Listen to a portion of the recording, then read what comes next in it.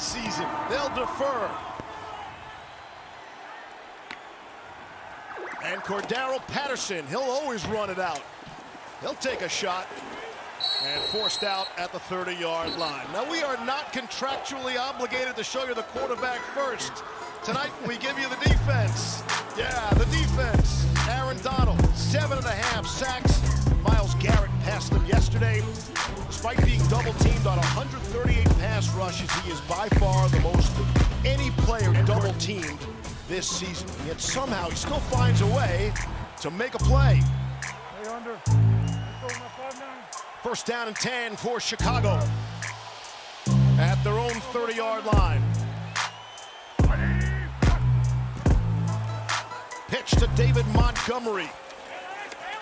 He'll stay on his feet. Some hard running for 3. Taylor Rapp makes the stop. Get into the rest of that defense for the Rams. Yeah, he's got some running mates to work with. Michael Brockers, number 90 at LSU. He's a guy to keep an eye on tonight. He's going to be integral as far as stopping the run is concerned. At the second level, keep an eye on number 59, Micah Kaiser. He's a guy who's sideline to sideline, makes a lot of tackles, a lot of plays. The ex-Bear Leonard Floyd, you'll see him on the outside rushing the passer. And then in the back end, it's all about number 20, Jalen Ramsey. You will be hearing his name a lot tonight. He is an impact playmaker. Second down and 7. That's Patterson behind Foles. And they give it to him.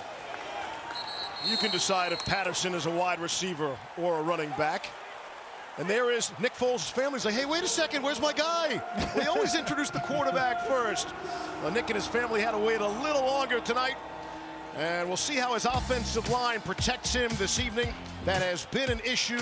Rashad Coward will move to the left guard and start there tonight. Yeah, they've had some injuries. No James Daniel, and they've got their hands full, certainly. Keep an eye out for rookie Darnell Mooney. He's a big play threat downfield. Allen Robinson, you mentioned Jalen Ramsey. Expect him to be matched up on A-Rob for most of the night. On 3rd and 6, here's Foles to pass for the first time. Comes out firing and able to complete. It's Anthony Miller. Nice pitch and catch, gain of 8 on the play, and they'll move the sticks. Anthony Miller is someone who Matt Nagy is looking forward to tonight to make some plays. You see him right here in the slot. He's just going to go downfield, run a quick out, press the outside shoulder of the defensive back, and then just break it off. Nice route. He's someone who has explosive playmaking ability when he's lined up in the slot. They need him to get going. As Nick Foles found a one-on-one matchup with Miller on the rookie Terrell Burgess. Out to the 42. Foles to throw again. Hits Allen Robinson. He is their biggest weapon on offense. It's a pickup of 8. Darius Williams forced him out. You see right off the bat, Chicago and Nick Foles and Matt Nagy are trying to use a no-huddle offense. Get a little bit of rhythm. I like this approach. They're trying to find any kind of rhythm on offense. They've run it a couple of times, thrown it on first down, and attacked the flats where the Rams are susceptible. 2nd and 2 at midfield. It's Montgomery. He'll have enough for a first down, but we'll see the flag for his penalty marker of the evening. Bill Vinovich is our referee.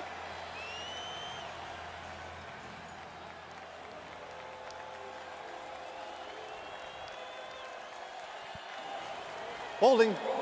Offense number 74. 10-yard penalty. Repeat, 2nd down. That's Jermaine Ifedi, the right guard. Yeah, that'll happen when you're blocking Aaron Donald one-on-one. You see how quickly Aaron gets upfield. And Jermaine just doesn't want him to then just circle back, work back downhill and make the tackle. He's going to give the offensive lineman of the Bears fits all night long with his quickness and his power. They know they're in for a full 60-minute workout. He's the most penalized player in the NFL, dating back to 16, 28 false starts. And they had a holding penalty there. 2nd and 12. Try to zip one into Patterson. John Johnson, tight coverage. I think the Bears need to be smart in this football game. You can't have penalties like that, put you behind the down and distance. They need to use the formula the 49ers used a week ago. They ran the ball predominantly on the perimeter, got outside, ran it away from Aaron Donald. Obviously, you don't want to run it at him and stay ahead in the down and distance. Now you bring up a 3rd and 11 or 12 situation where you allow Aaron Donald to rush the passer. 3rd down and 12. You know, he's fired up about it.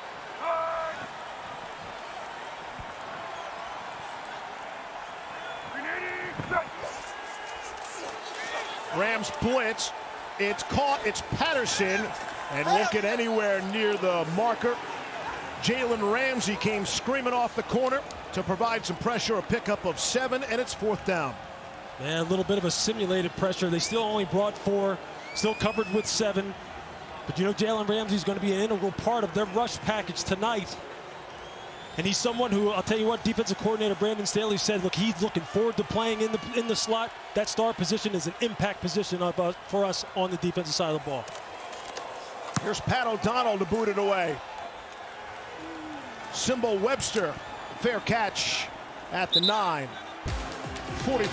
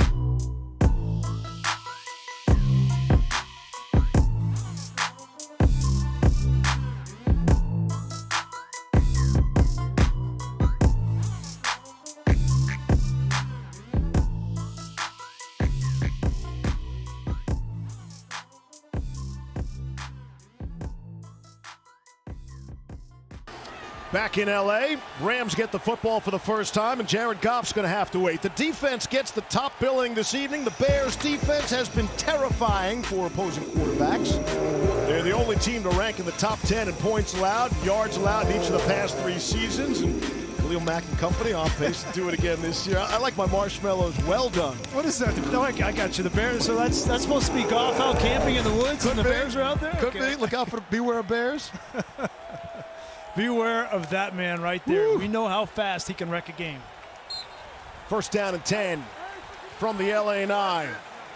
Darrell Henderson in the backfield. He'll get the first carry for the Rams. Try the left side on for size, and that's a nice gain on first down. Roquan Smith, team leader in tackles for Chicago. We've talked a lot about Khalil Mack, but these front 3 are really what make this Bears defense go. Akeem Hicks, we talked about Roy Robertson-Harris. He's underrepresented on this defense. At the second level, Roquan Smith will be all over the field. Robert Quinn comes over from the Rams a year ago. And this secondary has gotten more and more aggressive as the season has gone on, led by Kyle Fuller. Nice gain of 11 on first down.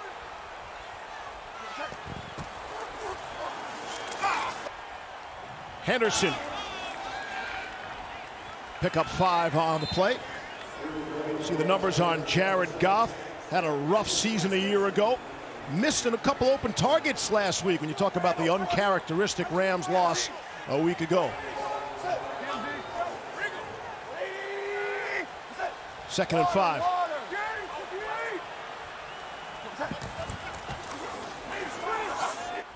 Goff on the keeper, finds Robert Woods. Pick up a 12 on the play. And this offense is one of those offenses that shows you a lot of different looks, but they really are pretty simplistic.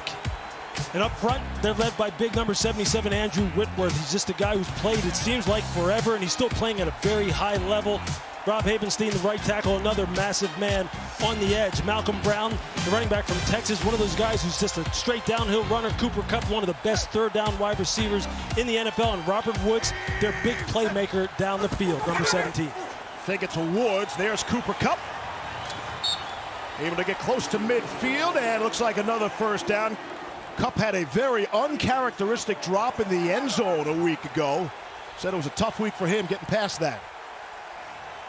Right off the bat, you see the Rams coming out, much like the Bears did on offense. They're in a no-huddle situation. I think part of this is to neutralize how aggressive this Bears defensive front has been. Khalil Mack out of the game for now. Good protection for Goff. Threw it over Woods' head. Incomplete.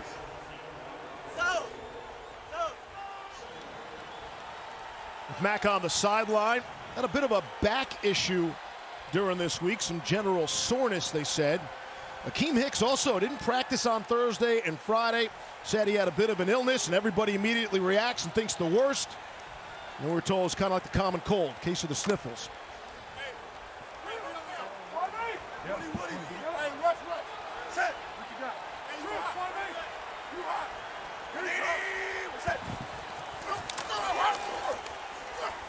Again, good protection for Goff.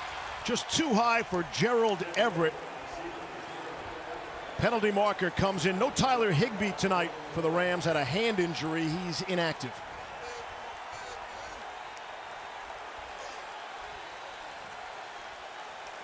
Prior to the pass, holding, defense number 38.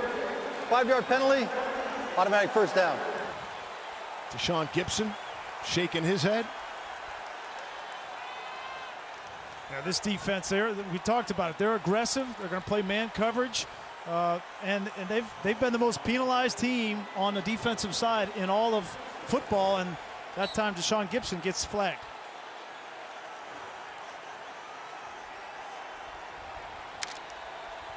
See, Chuck Pagano's done a great job coming in last year, taking over for Vic Fangio. First down and 10. Goff's got some green in front of him if he wants it, and he does. And he will slide down at the 40. Robert Quinn brought him down. You mentioned the penalties. It's a good introduction for our John Parry. And John, the most penalized defensive team. What are the officials looking at tonight? You know, the big challenge with the defenses you've talked about all night. Next Gen Stats has one that's really big. The amount of separation per target, only 2.6, leads the NFL. How about Parry going next gen? I did not see that coming. He's a man of many skills. 2nd and 4. Again, good pocket. Goff just missed his man. Malcolm Brown was all alone. Yeah, they had what they wanted there. They were trying to take a shot downfield to Kupp. Here's Kupp here. He's going to come out and watch the back. The back's going to be wide open here, and Jared Goff just misses him. You mentioned some accuracy issues a week ago, and you got to put that on the back.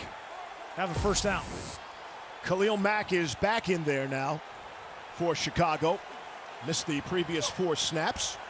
Yeah, we'll keep an eye on him. It's 3rd down and 4. Speaking of Cooper Kupp, this is his down. This is where he makes his living. Keep an eye on him out here in this bunch set on the edge.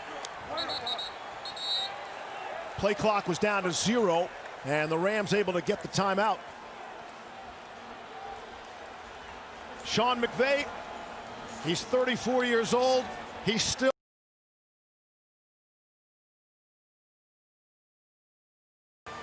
and maybe started a trend, right? Guys like Matt LaFleur, Cliff Kingsbury, Zach Taylor. Yep. Maybe take a chance on, everybody's looking for, hey, who's the next McVay in this copycat league? Yeah, 2 years ago, he was the hot guy, right? And then last year, they went 9-7, and all of a sudden, he crashed back down to earth. But both of these coaches, they got a lot of pressure on them.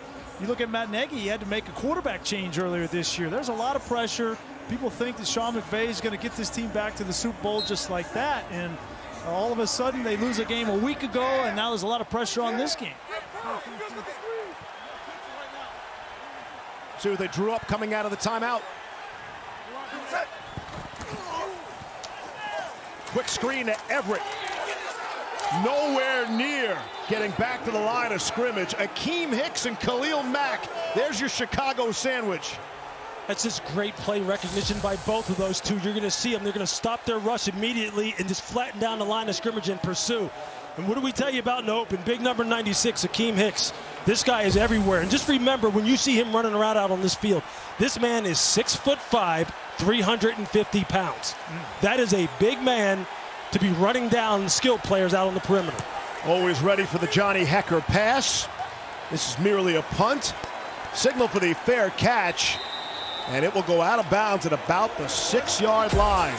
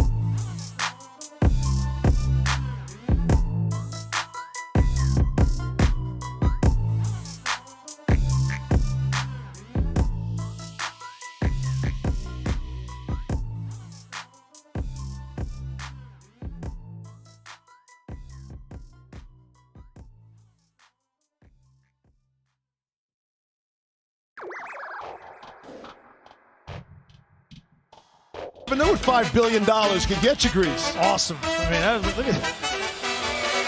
Tonight, the Postmates fan feed is delivering fans to Monday Night Football. I know in Chicago, they're still holding out hope they'll be able to get fans at Soldier Field before this season is over. Tough. You have these gorgeous buildings, palaces around the NFL, and no fans allowed to come visit. Well, here in Las Vegas. It's like open on both sides. Yeah. There's a breeze that kind of comes through. There's a little bit of the Vegas feel with the open side. It's Beautiful. Truly is indoor-outdoor stadium. First down and 10. There's David Montgomery deep in Chicago territory. Down to Lisa.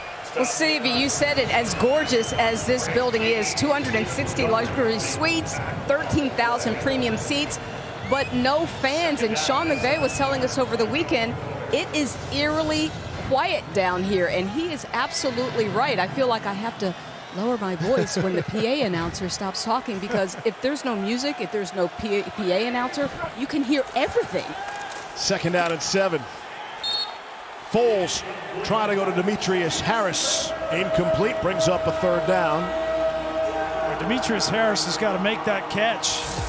You know, every yard counts for this Bears team, and that's thrown on the right shoulder away from the defender, Lewis. He's got to make that play. Yeah, when we talk about this offense, Breeze, we talk about the fact that they don't have much margin for error. That's the kind of thing that they can't afford to have happen. You're absolutely right, because now they're in a third and disadvantageous situation, and this is where they get in trouble. Third and 7 from their own 10.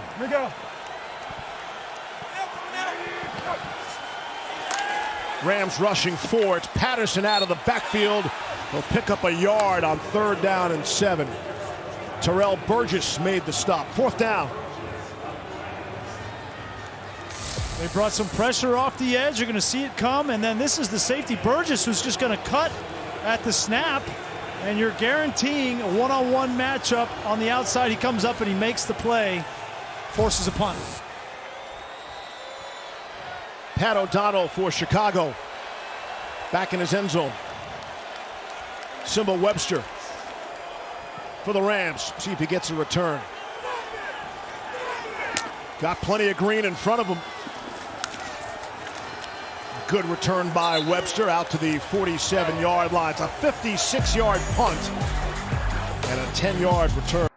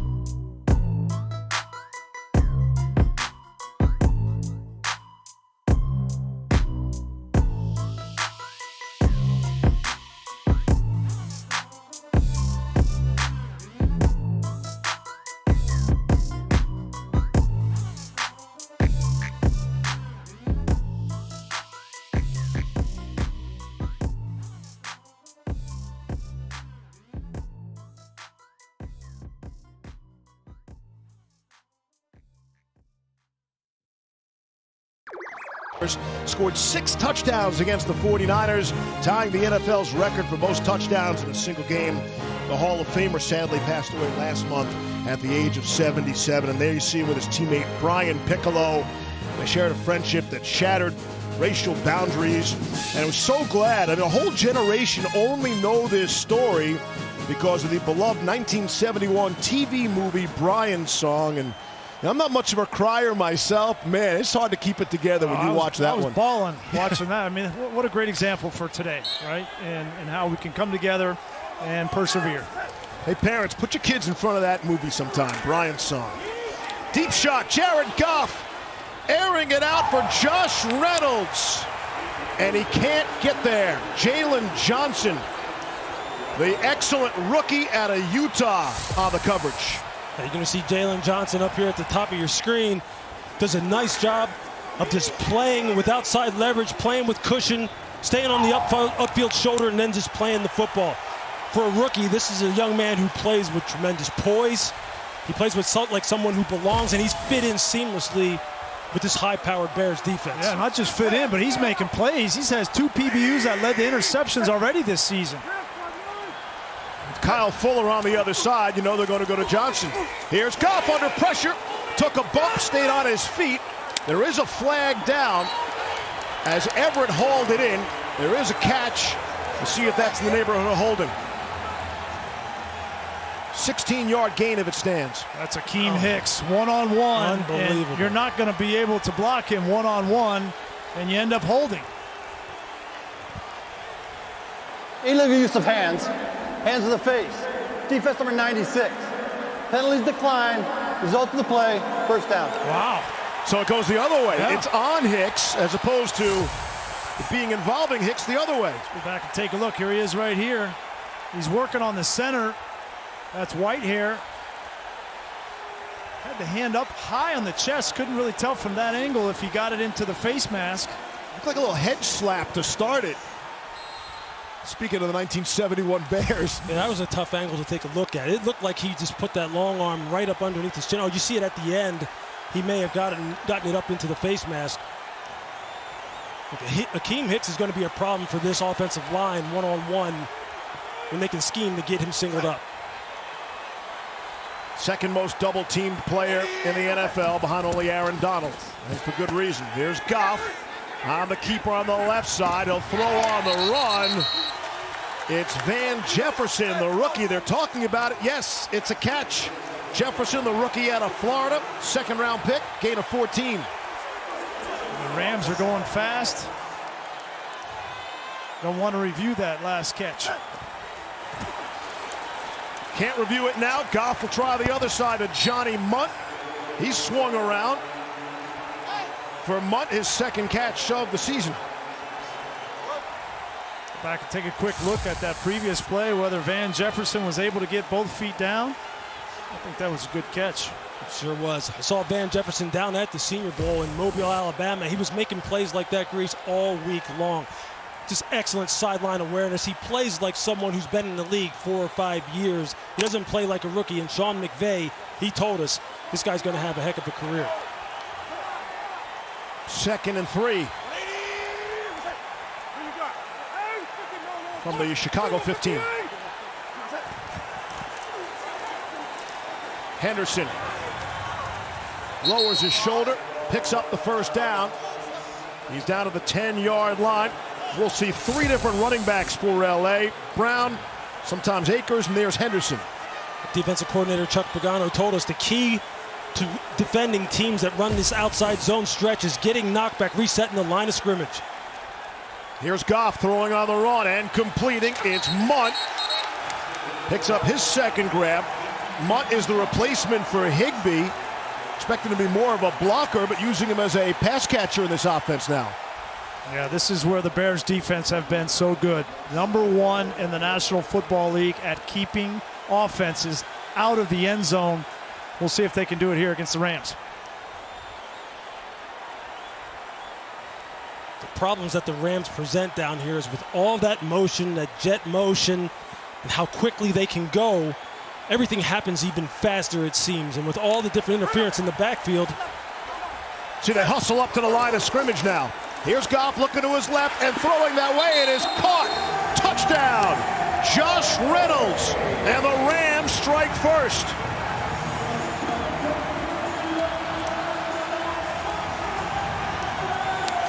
The tempo created this. Watch as they come out of the huddle. There's only 5 seconds left on the clock.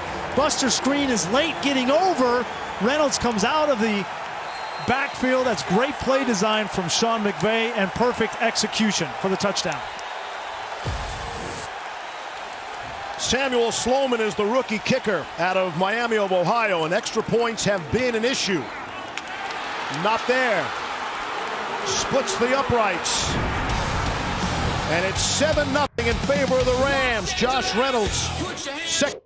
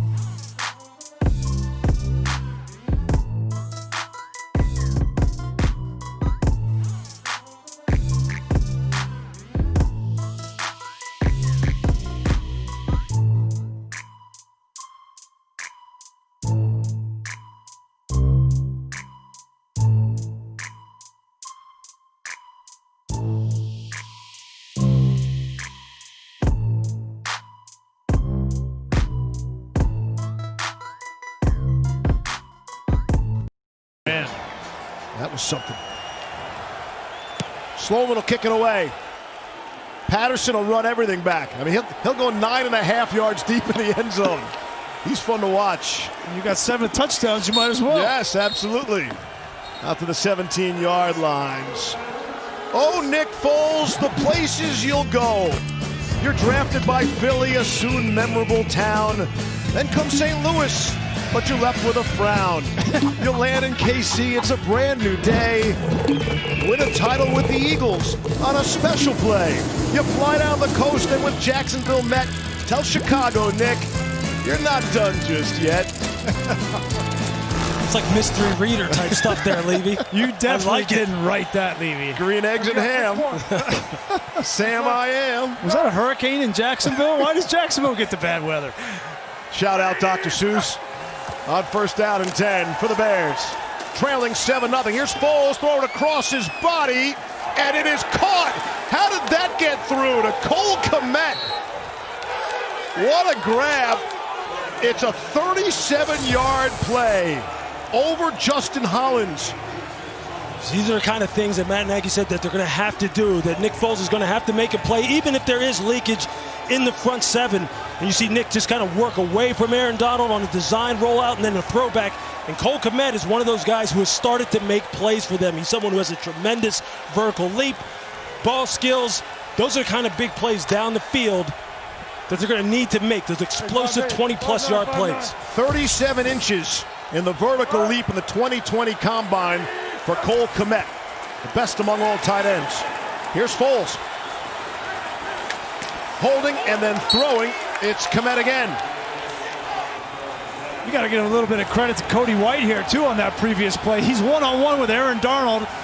He gets beat, but he doesn't give up. He gets bumped out off the ground and gets a little piece of Donald, and that's what gave Nick Foles an opportunity to push the ball down the field.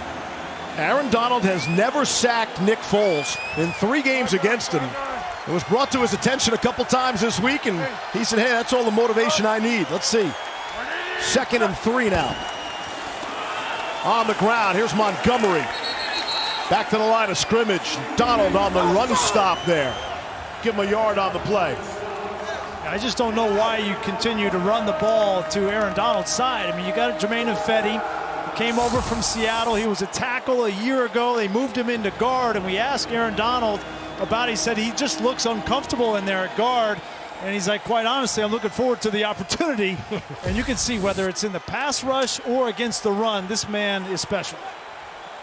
Didn't get a sack a week ago. He rarely goes consecutive games without getting a quarterback on the ground. Here's Montgomery on 3rd and 2.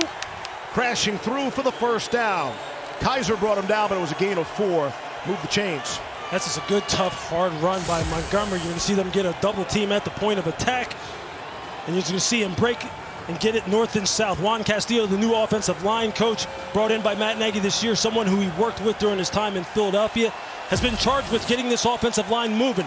Matt Nagy told us we have to run the ball. If we can't run the ball at all, it's going to be tough sledding for us all night long, and they're going to stick with it.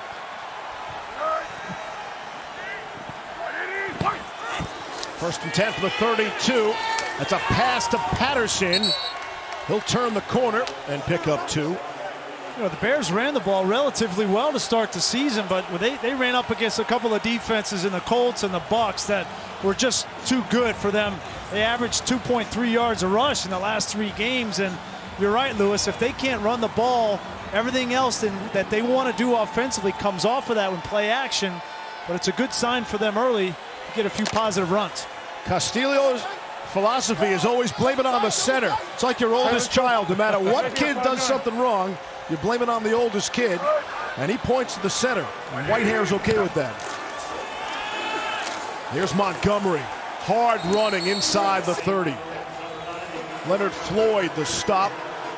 Final 20 seconds of this first quarter. Well, a lot of it's going to fall on David Montgomery. You know, there's no Tariq Cohen, that ACL in week 3.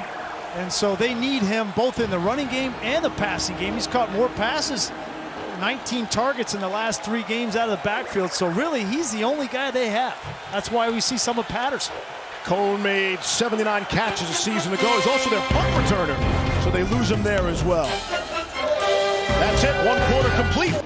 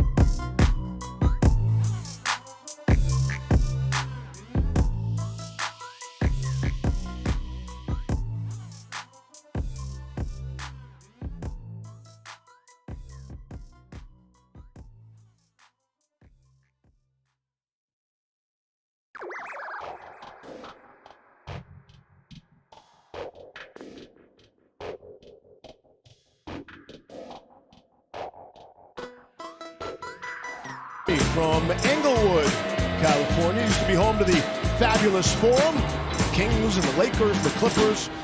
Now it's home to the fabulous SoFi Stadium for the Rams and the Chargers. Chargers played yesterday against the Jaguars in a high-scoring affair.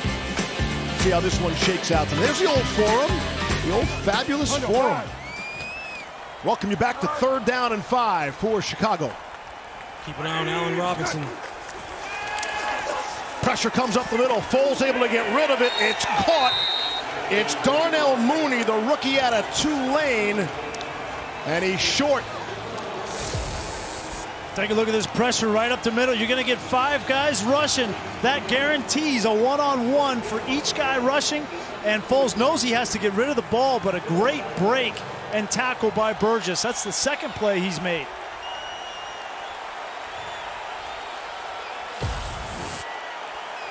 Here's Cairo Santos on. The NFC Special Teams Player of the Week. 42-yard field goal attempt to get Chicago on the board. And he's got that one. 7-3. Don't miss NFL Primetime with Boomer and Booger.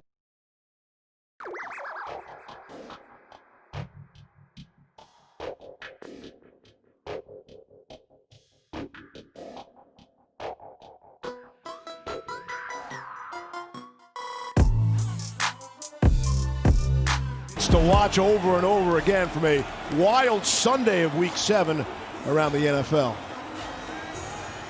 I mean, that game last night was unbelievable. I was trying to go to bed early and stay up to overtime. Even on the West Coast. Yeah. I think Kyler Murray just took that momentum and kept it going, didn't he? Oh, man. Him and Russell were in a duel. Russell made some uncharacteristic turnovers, but Kyler Murray. And Arizona already beat San Francisco first game of the year, so they've beaten San Francisco and Seattle in this division. He's starting to figure it out, Kyler Murray. The NFC West is on notice for sure. Wow, if he hasn't figured it out yet, look what he's doing now. Simply amazing. See the Bears on this kickoff. I've never seen that, yeah. They switch everybody in that round, go right to left.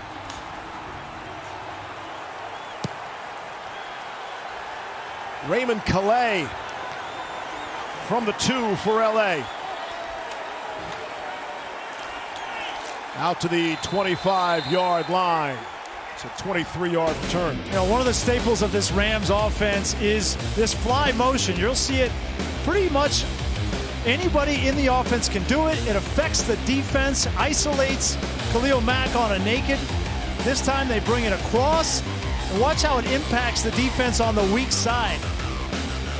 This bootleg game and stretch outside zone for the Rams is a staple of theirs, and what Sean McVay has done is added this fly motion, which puts a little bit more pressure on the defense of the Bears. First down and 10. Here's Goff, took a shot up high. It falls incomplete. It looked like somebody got a paw in there. It may have been Nichols on the face mask of Jared Goff. Intentional grounding. Offense number 16. 10-yard penalty. Loss of down. Second down. It's actually Akeem Hicks. Got just a finger on the mask. It doesn't get called, and Jared Goff, that's the correct call. He's in the pocket. There was no receiver over there, but he maybe thought he was going to get a penalty. John Perry, what'd you think? Enough there for a face mask? You know, I do. That head turns. It's all about the force. It's a judgment call, but I think they could have done both.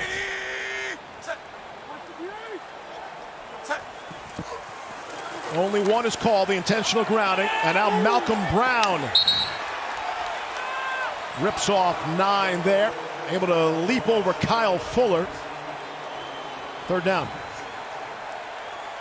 Malcolm Brown is the worker bee in the backfield for this Los Angeles Rams football team. Sean McVay said, look, if this becomes one of those black and blue, dirty type of football games where I need the tough yards, you'll see number 34 in there.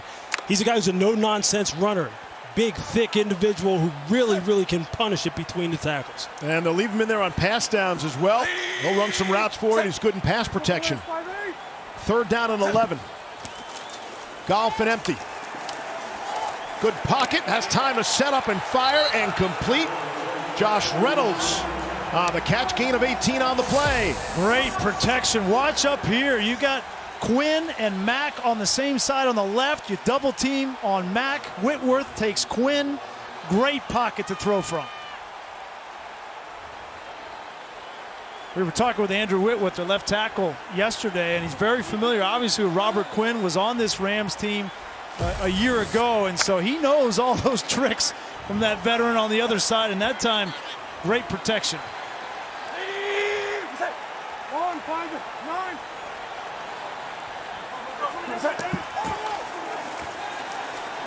On the ground, here's Brown.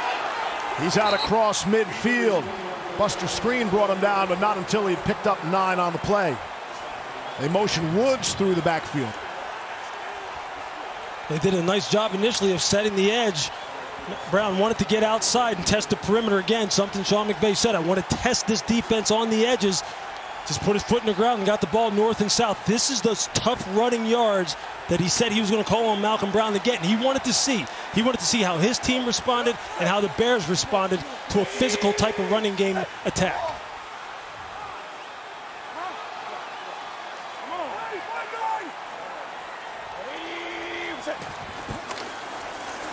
On second down and 1, here's Brown. He'll cut it back and just barely get back to the line of scrimmage. Robert Quinn, the penetration for Chicago. Third and 1 upcoming.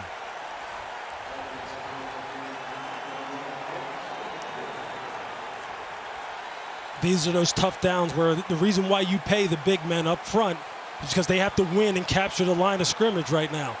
And the Bears are built that way. They're built front to back. They have a lot of investment up front, a lot of investment at linebacker with Roquan Smith, a lot of investment at the safety position. Eddie Jackson, one of the very best in the NFL. They have to make the difference. Brown motions back. They got 1 to snap it. Just got it away in time. Here's Goff, able to complete to Reynolds, and got enough for the first down. Knock 9 on the play, and here come the Rams. Well, that was an interesting play call there. You come out and empty, and they kill the first play. They bring the running back into the backfield, and then they throw. Remember, it's 3rd and 1. It wasn't like it was 3rd and 6. That shows you the respect that Sean McVay has for this Bears defensive front. First down and 10, and Reynolds has been the guy tonight. Not Cooper Kupp, not Robert Woods, not yet. At the Chicago 40. Fake it to Henderson, give it to Woods, and nothing doing there. Wow. Mario Edwards wasn't having any of that.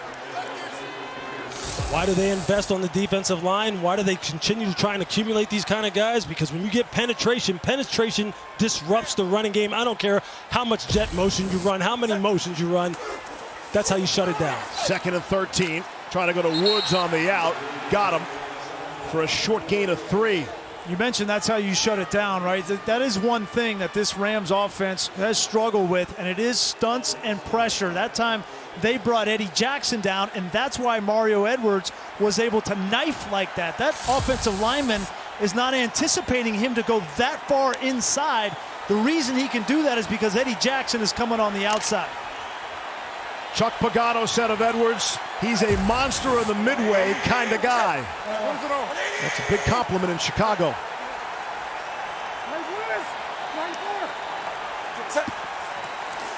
Third and 10, Chicago only rushing 4. Goff can step up and throw, and just overthrew Robert Woods. Kyle Fuller on the coverage for the Bears. You might get a couple of plays against this Bears defense. You know, they had him there with an intentional grounding right off the bat. They overcome it with a nice throw downfield. But you're not going to go consistently 60, 70, 80 yards on this defense. They're going to get you at some point. Johnny Hecker is back there from the 50. Had a 35-yard punt the first time, and went out of bounds. It's a 7. And this is right in that same neighborhood. They'll down it at the 10. Hecker.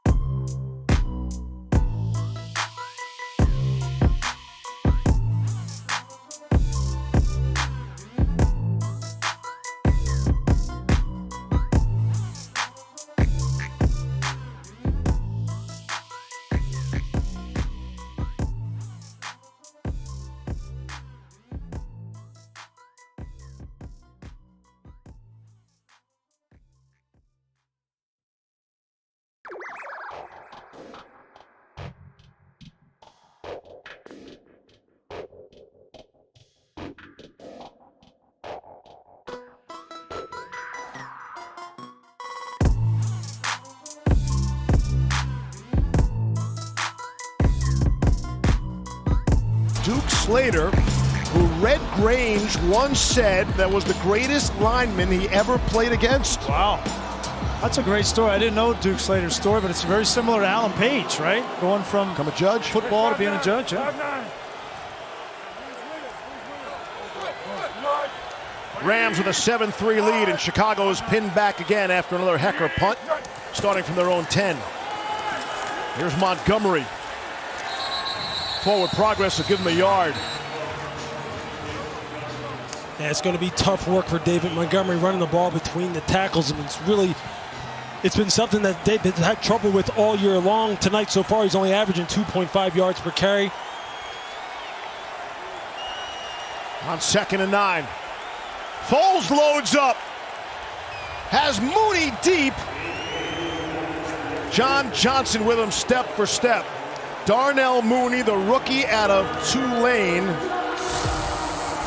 They've been wanting to get Mooney loose. He's one of the fastest players on this offense. Just a double move.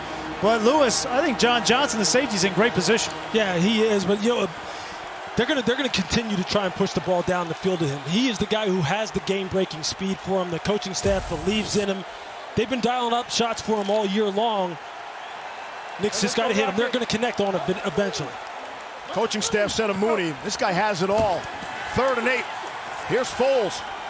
Throwing for it. And makes the catch at the 20, just short. It's Javon Wims. That's a great play from Jalen Ramsey. Look at Ramsey, 20 come up. Had to get to the... I don't think he gets there. No, he's short. Well, they got the nose of the ball on the 20-yard line. And they're going to give him a first down. And there a red flag is thrown. McVay got it out of his pocket in time. I thought Ramsey came up and was able.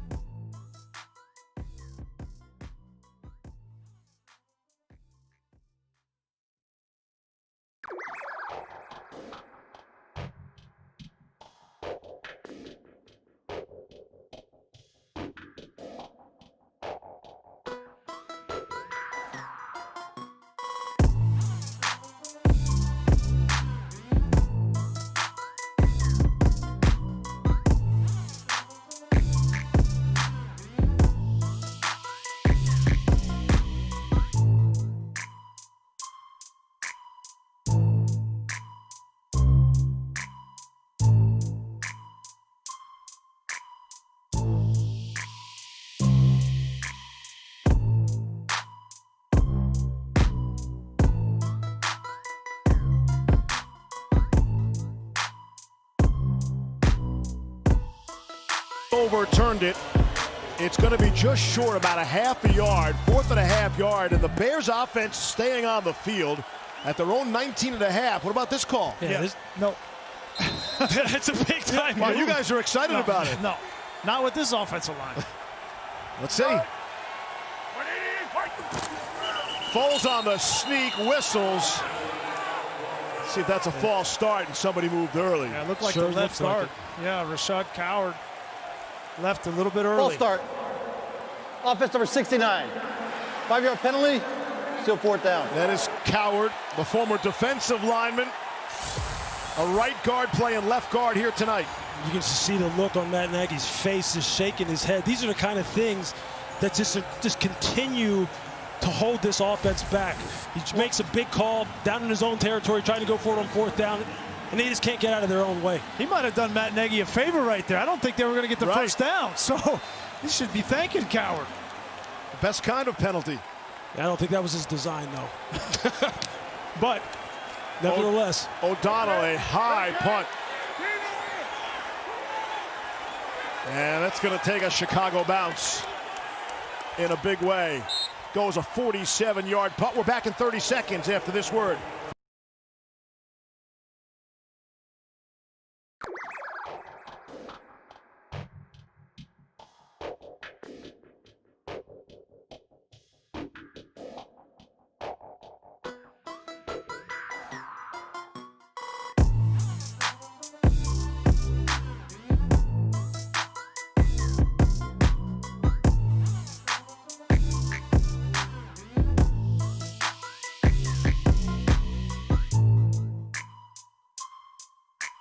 As the song goes. So I get it if you're Matt Nagy. You're trying to give some confidence in your team. It's a half a yard. It's a half a yard, but not in a game like, you know, this is going to be a tight game, a defensive game. You don't make it there, you're giving the other team points right off the bat. I think you're right. The penalty bailed him out. 1st down and 10 for Los Angeles. Cooper Kupp got to get the ball in his hands. Somehow they hand it off to him. And he's across midfield. Pick up a 15. you can see if there's some confusion on the edges as far as the communication was concerned. And with that jet motion, when he comes across the field screaming like that and hands it off, if you're not lined up properly and you don't have your force and contain principle set, he's out the gate in a hurry. Off the play fake. Hit Munt, the tight end, and he's still on his feet. Johnny Munt. He'll be taken down at the 11-yard line. 34-yard gain. The Rams have this defense on its heels now. You're going to see again, naked. And this time they don't go to Kupp, they go to the fourth receiver and Munt. And bad tackling, which you do not see from this Bears defense very often. Munt's going to get an opportunity because of Tyler Higbee being down with the hand injury from a week ago. First down and 10. From the Chicago 12. Here's Henderson, two hands on the football. Spinning and bouncing off people and down to the 5. Mario Edwards the tackle, gain of 7. That time it was Roquan Smith who met running back in the hole, met Henderson in the hole, wasn't able to wrap him up and get him on the ground. This is the kind of thing that Sean McVay said he wanted to do. He wanted his football team to really just impose their will on this defense, and he wanted to see how his guys responded and how the Bears would respond. In this tempo and this physicality right now, you have to give the edge to the Rams. Can get a first down. Need the 2. Henderson. Rams got him in the backfield. And they'll string him out. Eddie Jackson leading the way for Chicago. Very few teams have had more pressure put on them defensively than the Chicago Bears. And this offense continually puts them in difficult positions, and they've been up to the task. And right here early in this game, you get the feeling that they need to get a stop and keep the Rams out of the end zone and prevent going down 14-3. Loss of 1 on that play.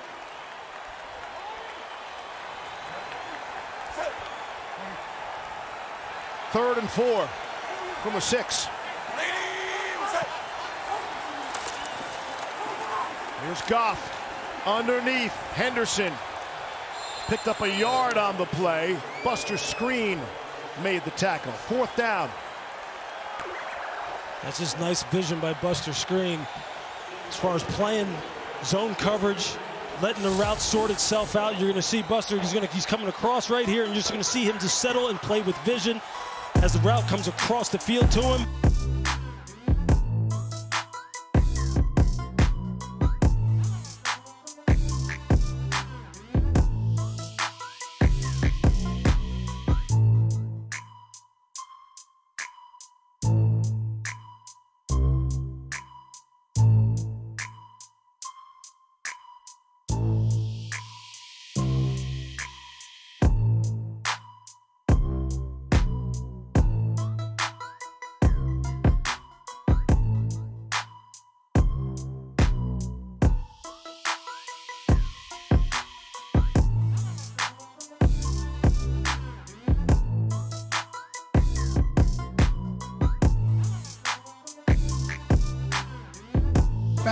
By lowering prescription drug prices, by ending the practice of so-called surprise billing. When I'm president, I will take care of your health care coverage and your family the same way I would my own. I'm Joe Biden, and I approve this message. I'm not your grandma. I don't nap every 20 minutes. And I don't drink your grandma's ginger ale. I drink Canada Dry bold ginger. With an extra kick of real ginger taste that'd blow the tennis balls off your grandma's walker. New Canada Dry bold ginger, not your grandma's ginger ale. At Chipotle, carne asada is back. The cumin, the coriander, mix it in with that fresh lime juice and that cilantro, and it just brings out those flavors. It's very tender. When you're cutting it, it's tender. When you're eating it, it's tender. It's bomb steak. We're at the movies and we need to silence our phone. Who knows where that button is? I don't have silent. Everyone does, right up here. It happens to all of us. We buy a new home and we turn into our parents. What I do is help new homeowners overcome this. Was that an adjustable spanner? Good choice, Steve. Okay, don't forget, you're not assisting him. You hired him. If you have nowhere to sit, you have too many. Who else reads books about submarines? My dad. Yeah. Oh, those are... Progressive can't protect you from becoming your parents, but we can protect your home and auto when you bundle with us. Look at that. Week 8 kicks off with Thursday Night Football, starting at 8:20 p.m. Eastern on Fox, NFL Network, and Prime Video. Stream games on mobile with the Yahoo Sports and NFL apps. Back in Los Angeles, sports fans have had a lot to cheer about. Lakers, see what happens with the Dodgers. Got a chance to win the World Series tomorrow night. Hoping the Rams give them a good season here. 10-3 in favor of LA. Patterson is back deep. Sloman to kick it away. Under 5 to play in the half. Here comes Patterson. And he will tiptoe out of bounds, shy of the 20-yard line. As we take a look at our drive recap, brought to you by Whole Foods Market. And this Rams offense is starting to find their rhythm. They're running the football on first down, and then the bootlegs that come off of it. Probably the biggest challenge for this Bears defense is how they're going to play the combination of those two plays. The stretch, run game, and then the naked that comes off of it. It's very difficult when this offense and Sean McVay get it going. Goes back to the Mike Shanahan tree. That's where Sean McVay came from in Washington, and now he's brought it to the Rams. See Goff when he's outside the pocket, a perfect 5 for 5. First down and 10 for Chicago, trailing by a touchdown. Here's Foles to throw. And it is caught. Robinson took it off the turf. That's the 31st pass play tonight. 31 pass plays, 0 sacks in the game, considering who's rushing the passer tonight on both sides. Well, it's a nice job by Nick Foles of just navigating the pocket and just finding the crease. The ball may have touched the ground there.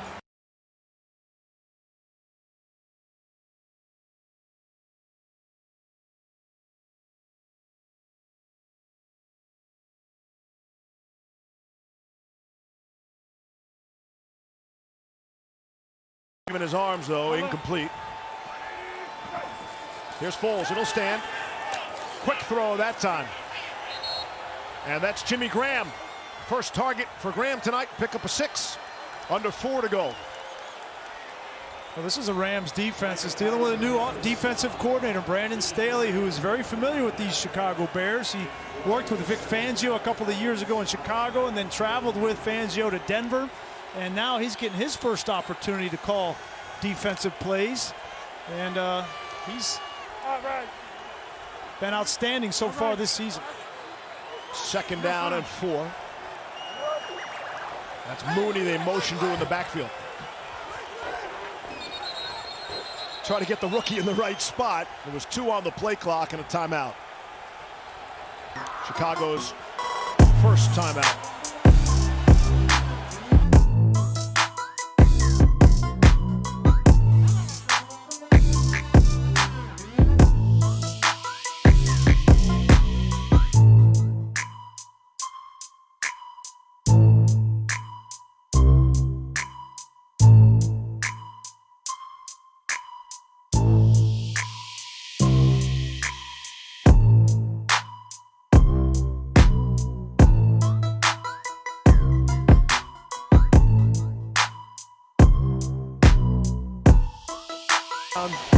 Look out. Mr. Fields, he's fun to watch, isn't he? That young man can throw the football all over the place. Near perfect game this past weekend. Wow. All right, 2nd down and 4 for Chicago. At their own 39. Mooney gets set. Fake it to Patterson and throw it to Mooney. Trying to get those speed going.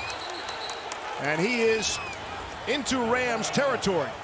Out of bounds. Stops the clock, 3:18 left. I like what they're doing with Darnell Mooney, taking a little bit of a page out of Sean McVay's playbook. You know, just move him around, motion, release him behind the line of scrimmage, hide him, and then get him out there on the perimeter where he can use that speed. That's how you neutralize great pass rushers, great defensive linemen, is get outside the pocket, little misdirection, quick throws. Well done.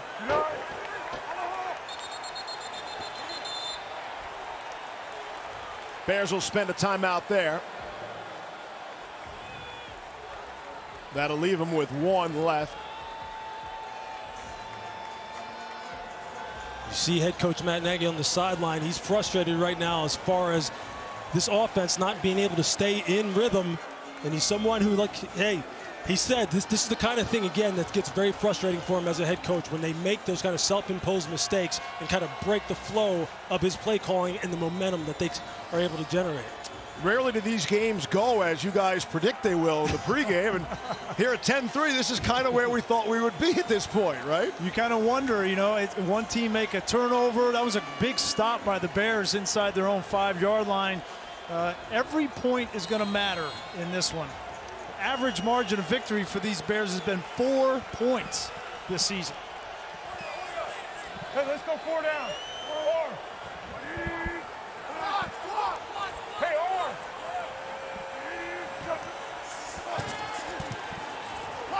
Foles in trouble. There's your first sack of the game. Greg Gaines and Aaron Donald will share it. Loss of 4 on the play. And you see Aaron Donald just continue to work. You see him, then he just wraps, just trying to keep vision on the quarterback. Him and Greg Gaines together work and combine to get that sack. Look, he's never going to stop when it comes to a passing down. He's never going to stop hunting the quarterback, and you're right. His antenna went up when you said, hey, you haven't sacked Nick Foles. He goes, you guys are trying to motivate me, are you? You're trying to make me get this guy. Hey, 59. Didn't think he was going to go consecutive weeks without a sack. Montgomery in the backfield.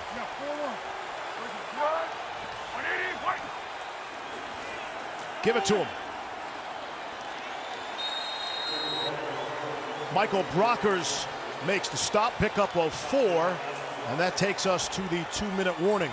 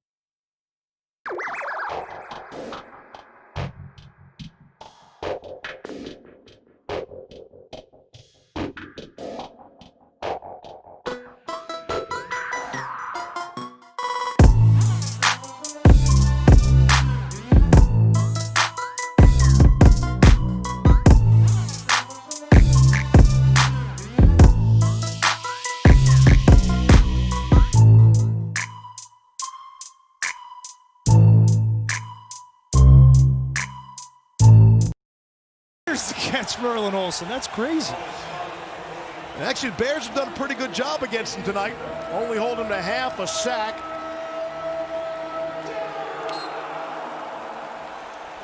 Third down and 10. Again, the Bears have just one timeout remaining from the 43 of LA. Hey, Fago!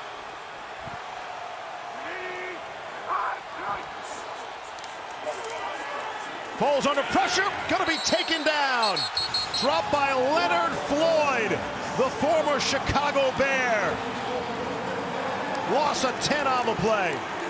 And Leonard Floyd used one of Aaron Donald's move, the jump chop. Here he is out here. He's gonna come one-on-one on Massey, the tackle, and watch him jump and swat down the arms right there and gets to the quarterback.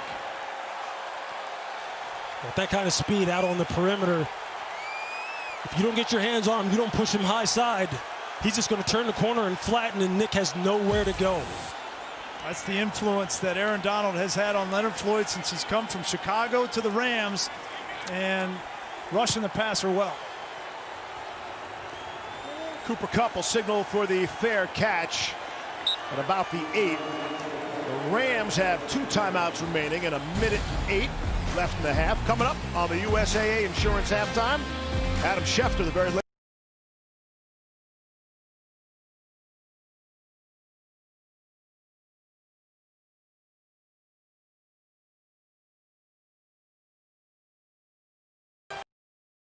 We talked about Leonard Floyd, and his 5th-year option was not picked up by the Bears, and Brandon Staley was with him 2 years ago in Chicago and was very excited to get him. They needed somebody opposite of Aaron Donald to put pressure on quarterbacks. You knew you were going to be guaranteed one-on-one matchups, and he took advantage.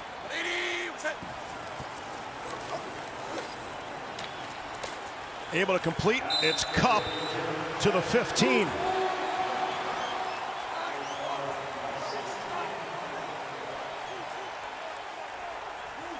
Rams do get the football to start the second half. On 2nd and 4. Goff with the pocket collapsing. Hit as he threw. And it's incomplete. Reynolds covered by Tashawn Gibson, the strong safety. It was almost a near interception by Tashawn Gibson. Those are the kind of turnovers that they need, that they're going to have to come up with tonight. They're going to have to make a play and give their offense better starting field position. It's been something that's been hurting them all night long, starting deep in their own territory. Yeah, that was an ill-advised throw from Jared Goff. No reason to take that risk inside of a minute here before half. You know, he's thrown 5 interceptions in the last 2 meetings against the Bears. He's got to protect the football.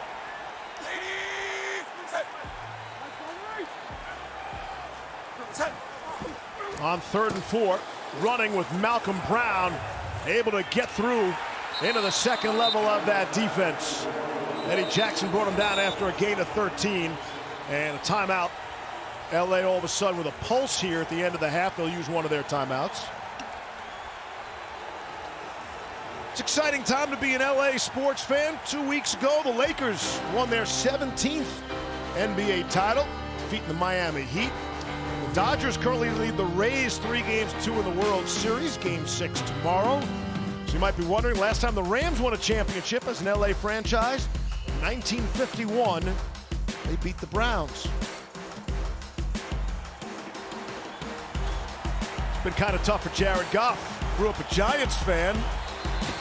Now you're kind of forced, hey, can't be the quarterback of the Rams and still root for the Giants. That won't go over all that well. 1st down and 10. Coming up in the final half minute. First half.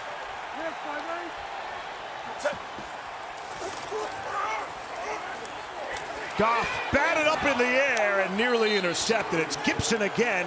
Couple of good plays in a row by Gibson. But he has to finish on these plays. You're going to see him right here just drive downhill on this football. He reads it out perfectly in this split safety defense. You see 2 go short. He just drives hard on the dig route. Don't swat it down, catch it. Yeah, he had a lane too to run, Lewis. He catches that football, and he may score. Yeah, I mean, that's the kind of thing that this offense needs. This is the kind of complementary football that they need to play in order to help this offense get on track. Only Richard Sherman and Marcus Peters have more interceptions than Gibson dating back to 2012. Here's Goff. And they'll throw it away, sailing it over Kupp's head. Keem Hicks had the pressure. He's had interceptions this year. A couple of them been off of tips. And yeah, you gotta snatch that ball and create a game-changing interception for your team. And again, that's the second ball in this drive that's been wayward from Jared Goff, potentially be intercepted.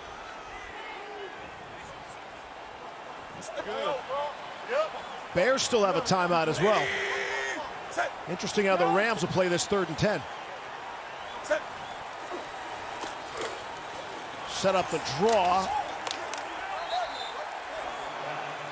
Buster screen, the stop, does bring up 4th down. And the Bears are not going to use that timeout. Why wouldn't you use the timeout? At least force them to punt the football. You never know what's going to happen. You get a return, get a block, get something. Well, just let it run out. And the Rams will get the second half kickoff. That is surprising. We're 10-3, Rams at the half.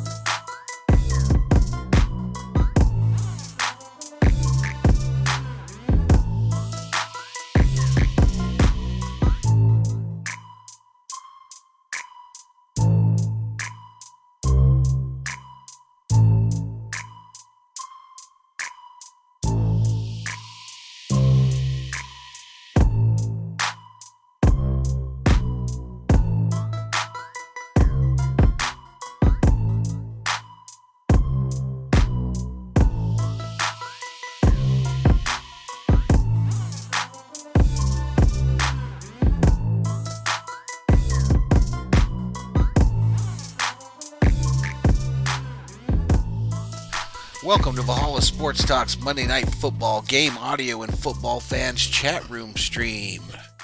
Mad Viking in the house, 88 up in here, as we're trying out something a little new tonight here on the channel, trying out something a little new.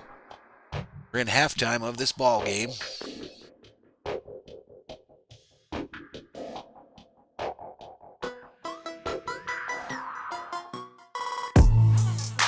Rams currently lead this game 10-3. 10-3 is your score, ladies and gentlemen. Quick look at the game leaders this evening. Nick Foles, 12 for 15 for 121 yards. Jeff Goff of the Rams, 14 for 22, 140, and a touchdown. Rushing yards. D. Montago for the Bears, 7 carries, 19 yards. M. Brown for the Rams, 5 carries, 37 yards. Receiving leaders for the teams, C. Komet, 2 receptions, 45 yards, and Munt, 3 receptions, 47 yards for the Ram. The win probability as of right now for the Rams is 85.6. Team stats as we are at the half. Total yards, Chicago 126, Rams 223. Turnovers, 0 by either team. Time of possession slightly led by the Rams, 15.39. versus 14.21 by the Bears. First down, Chicago 5, Rams 13. They're playing this game in the brand new SoFi Stadium in Inglewood, California. The weather 69 degrees.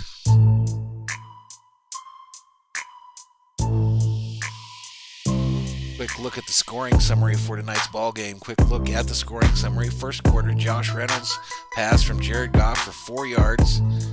The extra point was good by Sloman. Second quarter, Cairo Santos 42-yard field goal. And then to close out the scoring in that second quarter, you had Samuel Stolman made a 22-yard field goal. And that's how we're at 10-3, ladies and gentlemen. 10-3. Monday Night Football here on Valhalla Sports Talk. Please hit that subscribe button. Give this video a like. Thank you so much. Should be getting back to the game here in just a moment.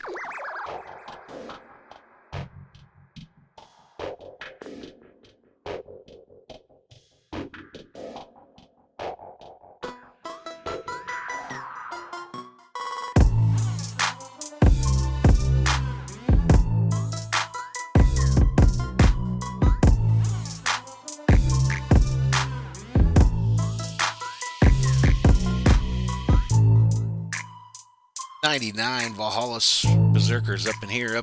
99 is the Berserker count, ladies and gentlemen. 99.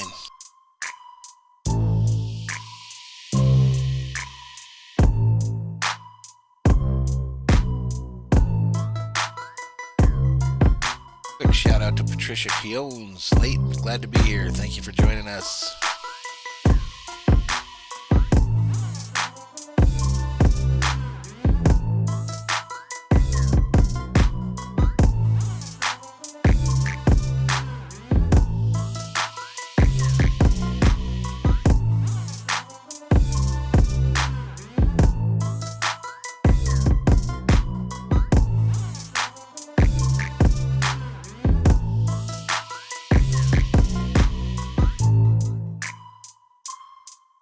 If you're new to the channel, please hit that subscribe button. Give this video a like.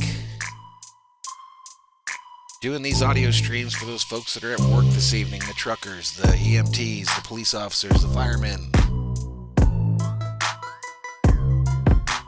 Give us a subscribe, hit that like, ladies and gentlemen. Thank you so much.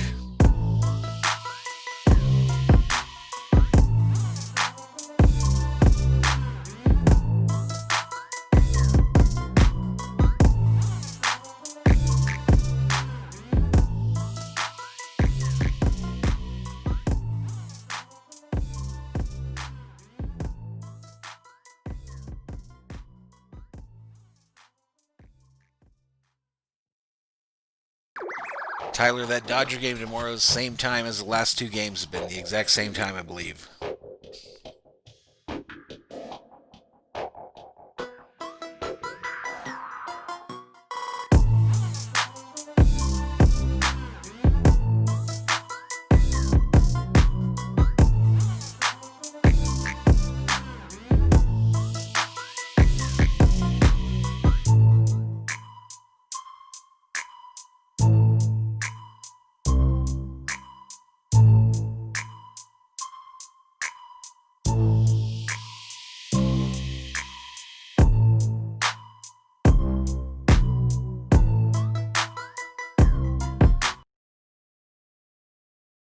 A Bears offense that has scored just 7 points in the third quarter all season long. That was their game a week ago. Raymond Calais for the Rams at the goal line. Won't make it out to the 20. Down to Lisa Salters. Hey, Steve, well, coming into the game, Matt Nagy had told us that his team had to start fast tonight and they had to establish the run. Neither one of those things happened in the first half. They had just 20 rushing yards on 8 carries. Nagy told me that you just cannot have penalties at crucial times. He was referring to the false start when they were going for it 4th and 1 from their own 20. But he also said, hey, this is just a 7-point game. This is nothing for us. We've got to stick together. This is who we are. It may be ugly, but we know what we're capable of. Guys? There's no question Nick Foles has said all season long, you want to rather win ugly than lose pretty, right? They're 5-1. They'll take ugly, and they're right in this game as they have been all season. Here's Darrell Henderson for the Rams, stopped by Barkevious Mingo.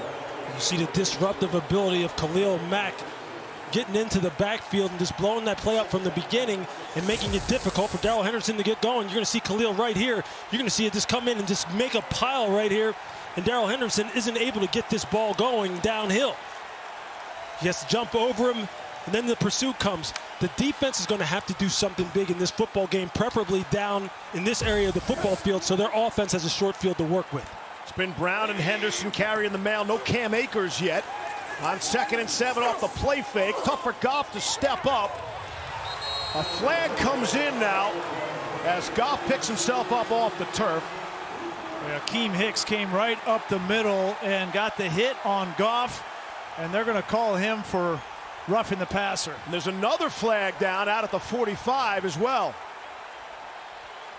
See what Jalen Johnson was involved with.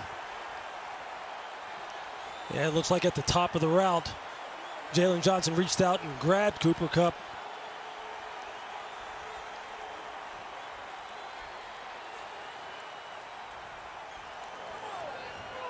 There are 2 fouls on the play, both on the defense. Personal foul, roughing the passer, defense number 96. That penalty declined. Pass interference, defense number 33. Spot foul, automatic first down. Just watch Akeem Hicks right here, though. Just watch the disruptive ability of this big man as he just takes an inside charge. He's got to pull off there. And then for Jalen Johnson, you see him, he's playing Cooper Kupp outside leverage, perfect position. Now just break on the football. Don't put your hands out and grab him. You have the play. You have the down one. Those are the kind of things that Matt Nagy has to get cleared up for his defense, to get cleaned up for his team overall. Because they had him backed up, and now they let him off the hook. First down and 10. Free 15 yards. Pitch it forward. It's a completion to Cooper Kupp. Now that'll go for a big loss. Roy Robertson Harris said, I don't think so. Loss of 5 on the play. You know, we talk a lot about Akeem Hicks. We talk a lot about Khalil Mack. I really like Roy Robertson Harris. Here he is right here. Nobody talks about him, but all he does is go out and plays with all-out effort. And that time, great recognition. That's one way to slow down that fly sweep. Get some penetration. Robertson Harris said he's trying to emulate Akeem Hicks in his preparation and on the field. Got a good look at him there. Here's Kupp underneath. And he's brought down just across midfield. Gain of 13 on the play.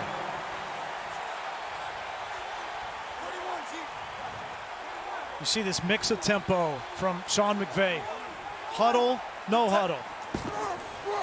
Henderson on 3rd and 2. He'll get there. Flag comes in.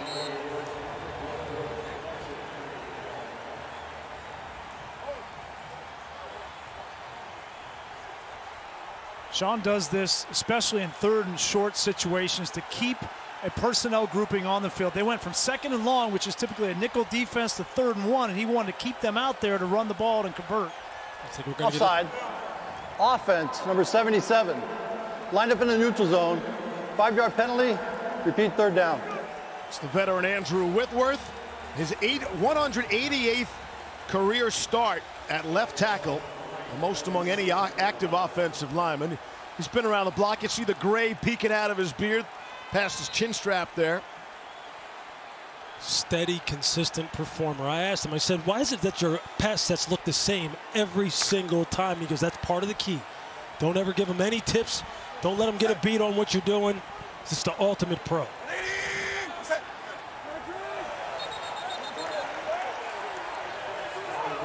That's Havenstein.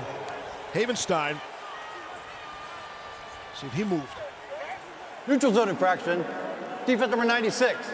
5-yard penalty. Still third down. You see Hicks laughing there. Come on, man, right? Well, they flinch a little bit, and then the offensive line reacts so late. You know, it's almost like I don't like that rule, right? Like, let them get back on sides. If the offensive guy comes off just to try to draw the flag, call it on the offensive guy. Every rule we have now is in favor of the offense. What's the defense going to do? Hey, it's still 10-3 here. 3rd and 2. Goff has pressure from Mack. That football came out. That's a live football, and the Rams rally to that football. I think Austin Corbett, the guard, might have come up with that, but Khalil Mack able to get to the quarterback. Just watch this get off and watch this beautiful just hand swipe and then turn the corner. And you see Khalil Mack's one of the very best at forcing fumbles, not just making sacks, but you see how he goes with that upfield arm to hit Jared Goff's throwing arm to kind of dislodge the football. That is something that defensive line coaches teach. That's something that Khalil Mack has mastered, and that's why he's one of the very best closers in the NFL. Havenstein won't want to see that replay again, but Khalil Mack's done that to a whole bunch of guys around the league. Hecker the punt, and it will be down at the 1-yard line. Beautiful job by Simba Webster getting there to down the football. 58 yards.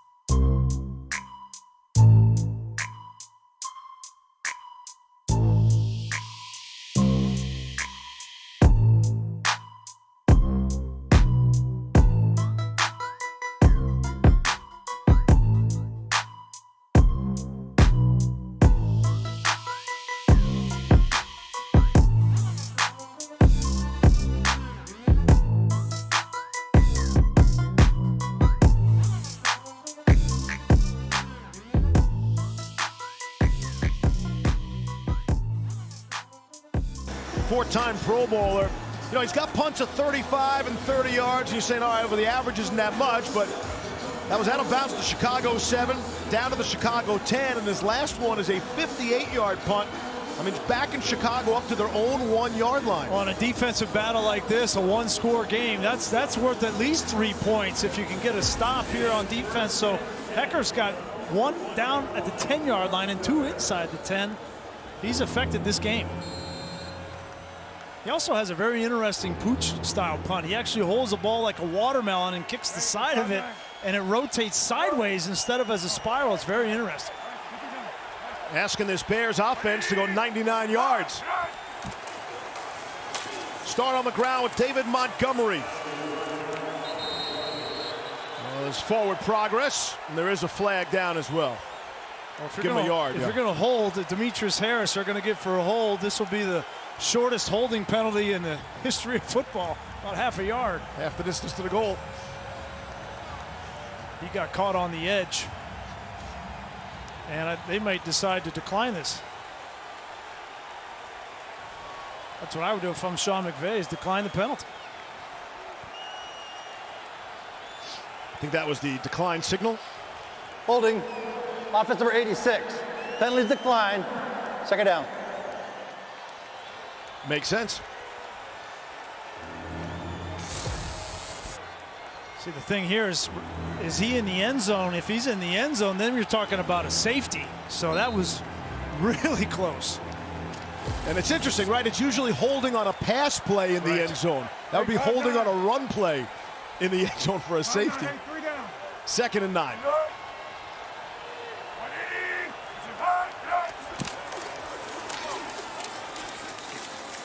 There's Montgomery out to the 5. John Parry, any thoughts on that last sequence? You know, the philosophical way to do this is to put it in the field of play. But based on where the ball is snapped from it and where the actual restriction takes place, easy to make that a safety. Right, because he could have tackled the running back in the end zone. Exactly. Wow. I think Sean McVay was so interested in declining the penalty in that decision that somebody from the top has to tell him, hey, you might want to look at that. Yeah, and keep in mind, replay can assist the officials with administration. They could have created that. 3rd and 6. From the 4. Off his back foot, had a man wide open. Darnell Mooney was wide open. He could have run forever. And Poles couldn't get it to him. 4th down. Yeah, Darnell Mooney at the top of the screen just running a stutter go. You're going to see him right here. He's going to run, stutter, and then just take off again. And he gets Jalen Ramsey peeking and trying to sit on this stutter. And if Nick Foles just could have got his feet set and hit that, those are the big plays that make all the difference. That's what we were talking about in the open with number 11. Here's O'Donnell. 5th punt of the night. Webster will drift back at his own 45. And he'll go down there. It's a 47-yard punt.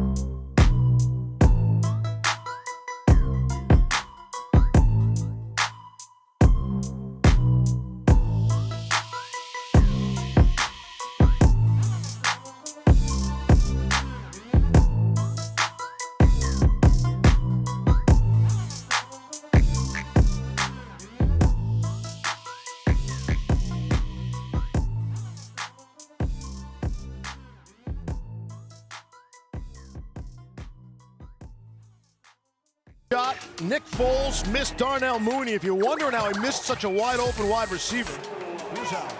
Here's Aaron Donald right here. And what happens happens now, the line has to slide to Aaron Donald, and that leaves 3 guys over here for only 2 offensive linemen.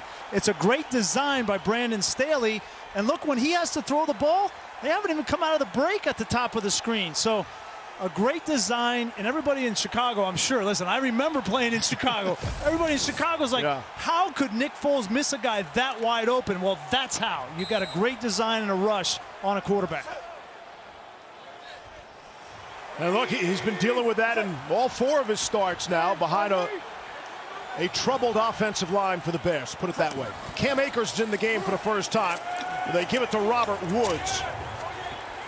And Levy, just to be clear, that wasn't even on the offensive line, right? That is just how you use Aaron Donald, right? He doesn't just make the sacks, he makes plays for other guys, and that was a great example. You have to slide your line to him and then bring the pressure away. Him and Khalil Mack have that same effect, right? I mean, the offensive line calls are affected by where they're lined up if other people benefit.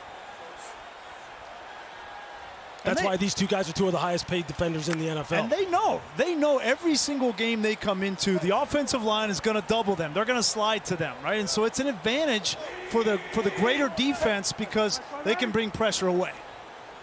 2nd and 5 from midfield. Motion Woods. Goff to throw out of it.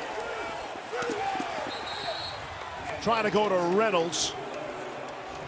You talk about there's some pressure on Goff and Khalil Mack, exactly what you guys are talking about. You don't always have to make the play, but you draw and earn so much attention that, hey, there got to be some guys running free, and he's helping out his other teammates get paid.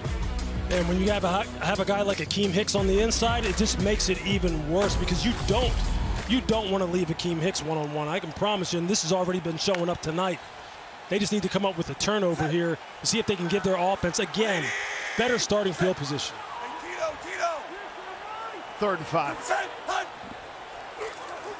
Goff doesn't feel the backside pressure, got it away, and able to complete to Reynolds. It's a pickup of 21. Goff hung in there. That's a great example. There's Mack there. He drops out. They bring pressure the other way, and it's just a better play by Jared Goff, understanding to get rid of the ball quick. From the 29 of Chicago. Goff throwing on the run. It's Woods. Stumbles down after a pickup of 6. Just see a little bit more inventory and more creativity by the Rams offense than you do the Bears offense. And that's why they've had success moving the ball and are winning this game.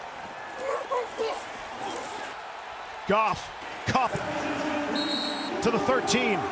Screen brought him down, gain of 10. And there's an injured Bear down on the field. Yeah, that's Eddie Jackson. He came from the 2nd level and he was trying to blitz and he tried to jump and block that pass and came down awkward. And that's a guy that they cannot afford to lose, a playmaker on the 2nd level.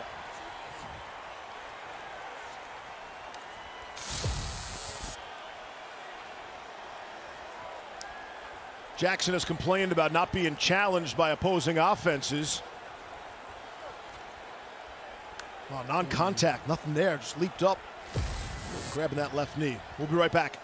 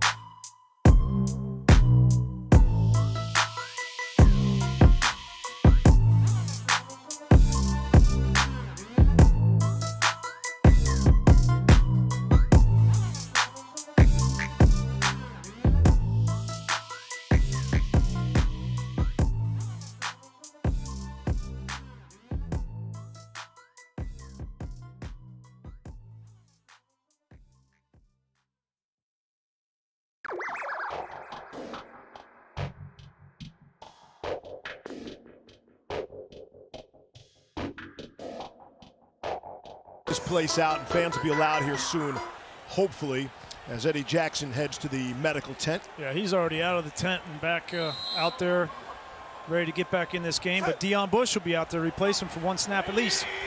And that's where you'd be going. 1st and 10 now from the 13 of Chicago. On the ground of Malcolm Brown. Good second effort by Brown.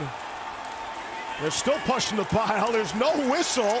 They're going to try to push him right into the end zone. And a flag comes in at the end. They're going to say he's down at the 1. I don't think I've ever seen a pile move that long. It's a 12-yard gain, not your garden variety. I mean, he gets stopped at like the 6-yard line and just continues. And then all the offensive linemen come in. It looks like this is going to be on the Bears defense. What Sean McVay said, Malcolm Brown's going to be in there to do the dirty play, work. Unsportsmanlike conduct. Defense number 96, jumping on the pile. Half the distance to the goal. Automatic first down. Penalty markers finding Akeem Hicks tonight. It looked like Khalil Mack was shaken up a little bit after that. Yeah, just watch Malcolm Brown right here. Just watch the subtle lateral movement. Dustin May has entered the chat. Lower body balance. You see here, he's just going to stop, quick jump cut, break 1 tackle, 2 tackles. Now he has his back turned. He's got Khalil Mack pulling at the football, and he's still fighting and still fighting. 1st and goal. I bet they go to him again. On the ground, here's Brown. There he is. Touchdown, Rams. That's just tough downhill running. This is what Sean wanted to do to this defense. He didn't want to back away from it. He knew that he could run the football against this team. And Malcolm Brown's going to be the guy who's going to call on to do that. That's just one-on-one in the hole against Roquan Smith, and he won that battle. Lewis, this team got punched in the mouth a week ago by the San Francisco 49ers. There was no question who the more physical team was last week. It was the 49ers. And Aaron Donald said we were soft. That was not a soft drive. Extra point on the way and good. Darrell Henderson's the guy who usually scores those short touchdowns. 1, 1, and 2 yards. This time it's Malcolm Brown powering in. But first, the effort by Brown and his teammates to force the issue. Yeah, Corbett comes in there. Edwards is in there. Everybody's pushing. I can tell you, that's the kind of drive that can reinvigorate a team and establish an attitude and can linger. And you can see the frustration on the...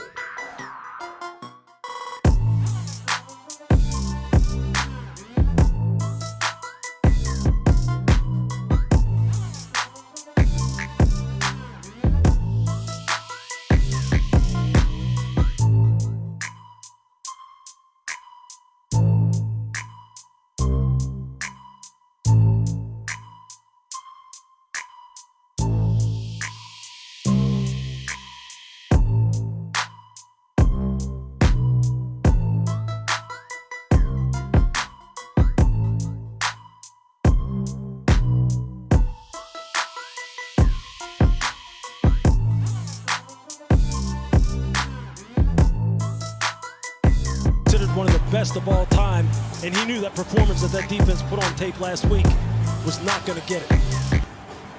17-3, Rams. Sloman will put it in the air. Patterson waiting for it. 5 yards deep. They're going to need a special teams play, Chicago, to stay in this thing. Gets out to the 20-yard line. Burgess, the stop. Time now for money.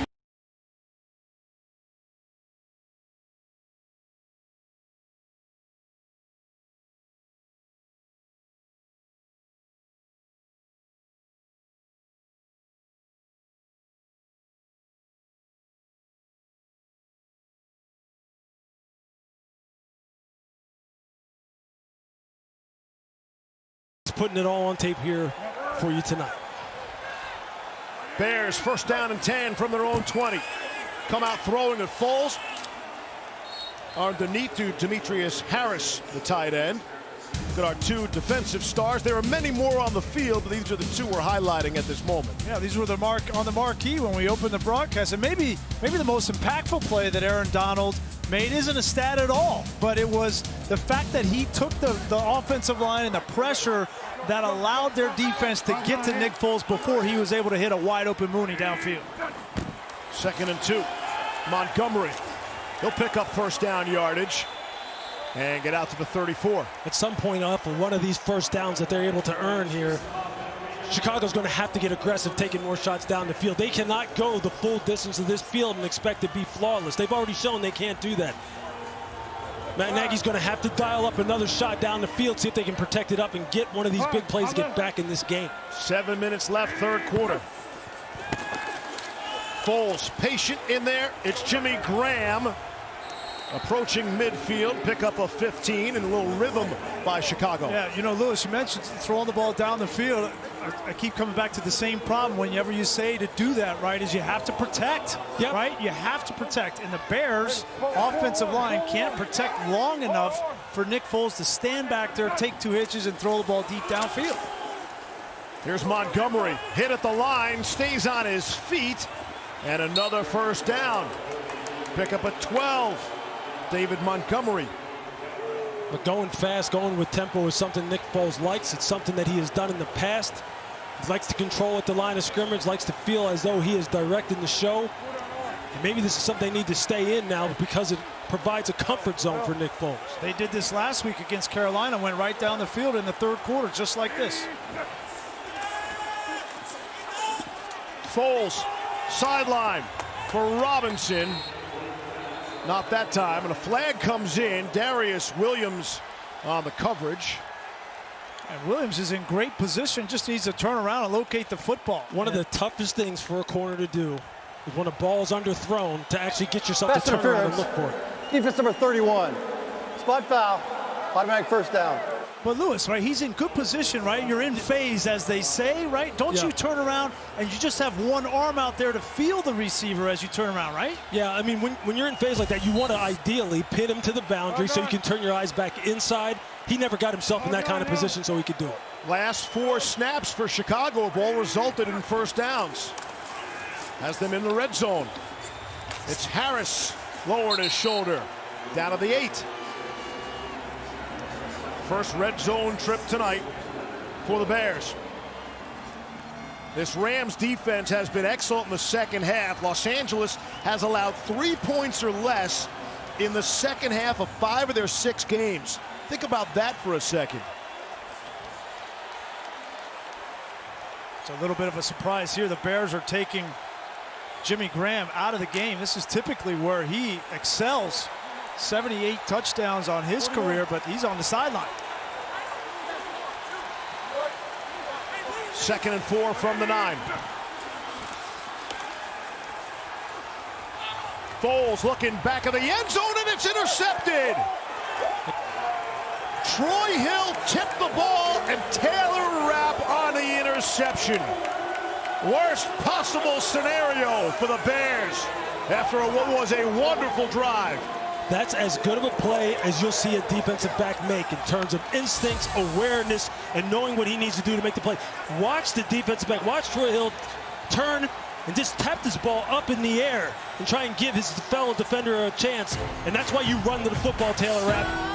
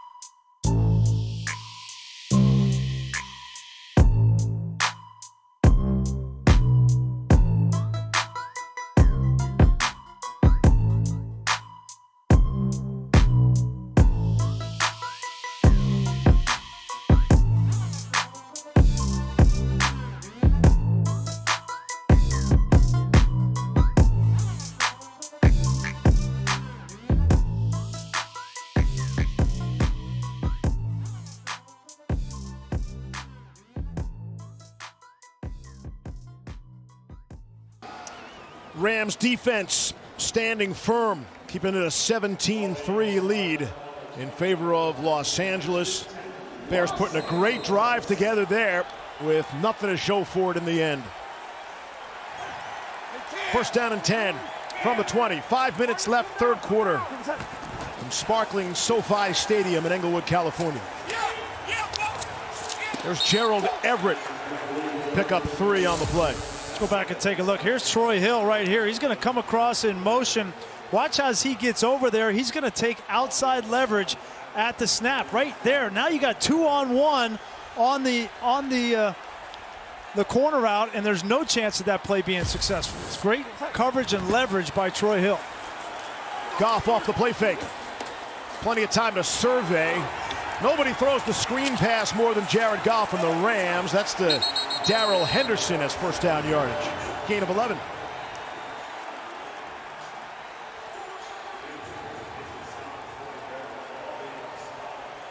I went out to practice on Saturday, and Troy Hill wasn't out there, and I was asking, where's Troy Hill? He said, well, he's having a baby. It's a good reason to miss practice. Here's Goff. Looking to go down flat there, Grease, as you would know. Gerald a little behind Gerald Everett. Every week I try to pick up one little thing. That's a big part of this Rams offense, the down flat. What that means is you got a receiver or a tight end who's going to block down on the end of line of scrimmage, and after he seals the edge for the quarterback coming out on the keeper, then he releases into the flat, and it's normally the third or fourth receiver in the progression for Sean McVay and Jared Goff. Common knowledge, of course. Everybody knew that. Down flat. Second down and 10. Just got it away. Here's Woods on the jet sweep. And a good job by Robert Woods. Gain of 26. You see what happens here. You see James Varder standing right here on the end of the line of scrimmage. Watch how fast this play develops. He's looking back, communicating with the linebackers. Ball snapped. He's already outflanked. That's how this offense, because of the different formation variations and the different jet motions and pre-snap motions, can get you out of sorts. And if you don't have your pre-snap communication down pat before the ball snapped, that's what happens. Goff throwing again. It's Cooper Kupp. Screen to stop. We talked about the pre-snap motion for the Rams. I can't be sure if it came from this game, but last year the Ravens blew out the Rams on Monday Night Football 45-6, and McVay afterwards said they create conflict right before the snap. And since then, McVay's a sharp guy. He's picked up what other teams do to him. That's one of the reasons he went out and got his defensive coordinator, Brandon Staley. McVay's paying attention to what other people do to him. Here's Henderson. Sort of a mini stiff arm on Eddie Jackson. Good to see Eddie back in the game. To be fair, Sean McVay's been doing that jet sweep motion before that game last year. He just kind of cemented for him how it puts a defense in conflict. But I think it's interesting, Sean McVay will learn from all levels of football. And watching college football, you see a lot of these concepts of the jet motion and the tempo. You showed James Varder on the edge. That was tempo. And when you combine that running game, naked, jet motion, and tempo, all of a sudden now you have a whole package. First down and 10. Here's Henderson. More first down yardage. And McVay, his ego is in check, I think, right? He recognized he had to make changes. No head coach in the NFL turned over offense coordinator, defensive coordinator, special teams coordinator. Yeah, he wanted to take his team to the next level. How can I make it better? And Brandon Staley, his defensive coordinator, is a star. He's a rising star. He's someone who will be a head coach in short order as long as this defense keeps playing like it does. And Sean's always on the cutting edge of trying to improve his football team. Tireless worker. Well, he's the offensive coordinator, right? He brought Kevin O'Connell in, and he's been in that quarterback room with those quarterbacks. He's got offensive coordinator by title, but that's a jumping off point, right? We watched Matt LaFleur, Zach Taylor in the last 3 years go on and get head coaching jobs, so that's a coveted role that Kevin O'Connell has now. Gonna get a timeout. Play clock winding down. And in a season where you really didn't have a training camp and OTAs to turn all those people over at high-level coaching positions in the organization. That's a big-time move. It's a big-time gamble on his part. But I'll tell you the thing that you really like about Sean McVay when you watch him in practice, he doesn't just coach the offense. He can speak the language of the defense. He knows exactly what they're doing as well. He talks like he's a defensive coordinator or an offensive coordinator. And when you can really understand both sides of the football like that and talk both languages, it puts you so far ahead of the game. And I think that's why his offense is always on the cutting edge. When you can make show up on this page with Don Shula and John Madden, you're ahead of your time as well. Well, he inherited some really good players in that first and second year. Goff to Gerald Everett, and he walks into the end zone. Touchdown, Rams.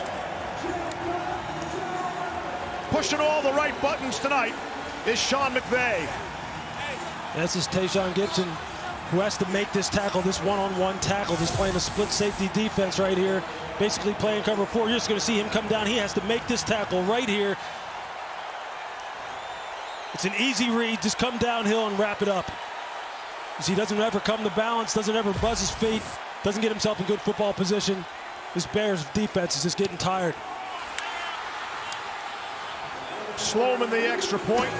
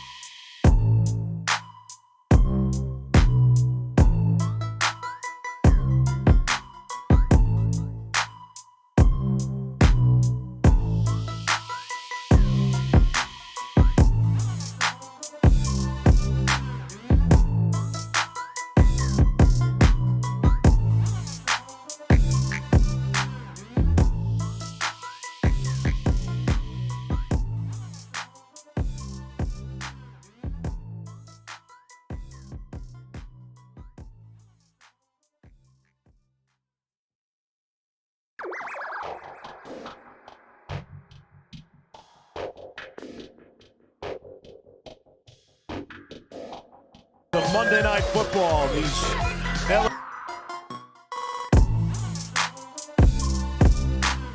3 lead. Just another Southern California. I mean, that's Stadium on this final Monday night in October. And a 14-point swing against the Bears. Down in the end zone, throw the interception, and the Rams come back the other way for the touchdown. The Bears have started 51, count them, 51 different quarterbacks in the Super Bowl era. That's the most of any franchise. And of the 51, they've had just 2 Pro Bowl selections at the position. The punky QB in 1985 and Mitchell Trubisky in 2018. Grease, would have been nice to see you on that list.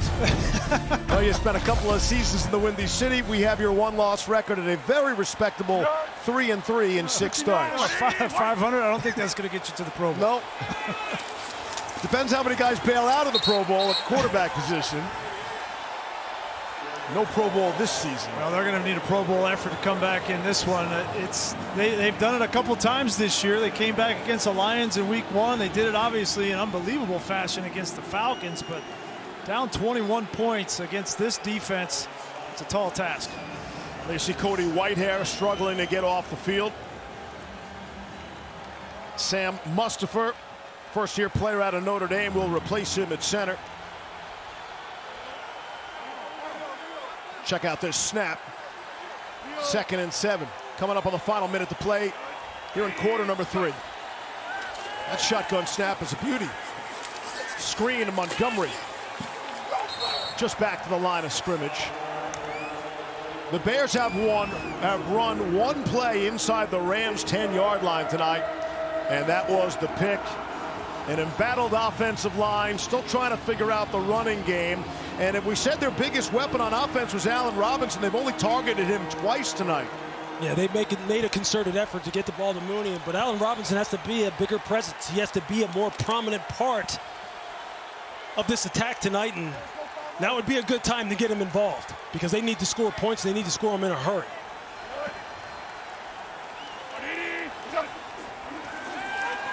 Pressure comes late. Foles got it out there and a one-handed grab, and then it's dropped. Looked like Anthony Miller was on the verge of a spectacular catch and then could not hang on to it. 4th down.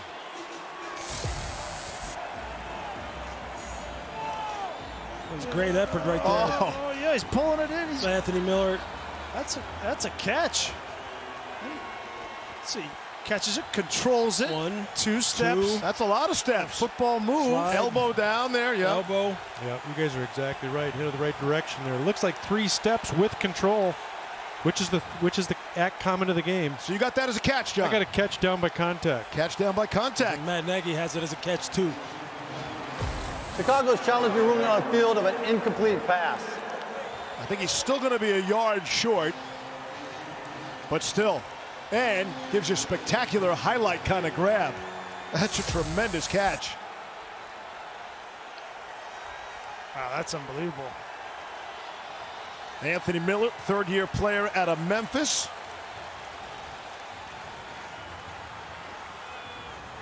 His teammates had a good time with him. They voted him the most likely to be late for a practice at a virtual gala this past week.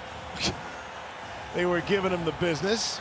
Maybe they'll cut him a break. He's got hands like, or a hand like that. So I think, if you're Matt Nagy, you got to challenge this because you got to go for this on 4th down. You're down 21 points, and it's much easier, right, to convert 4th and 1.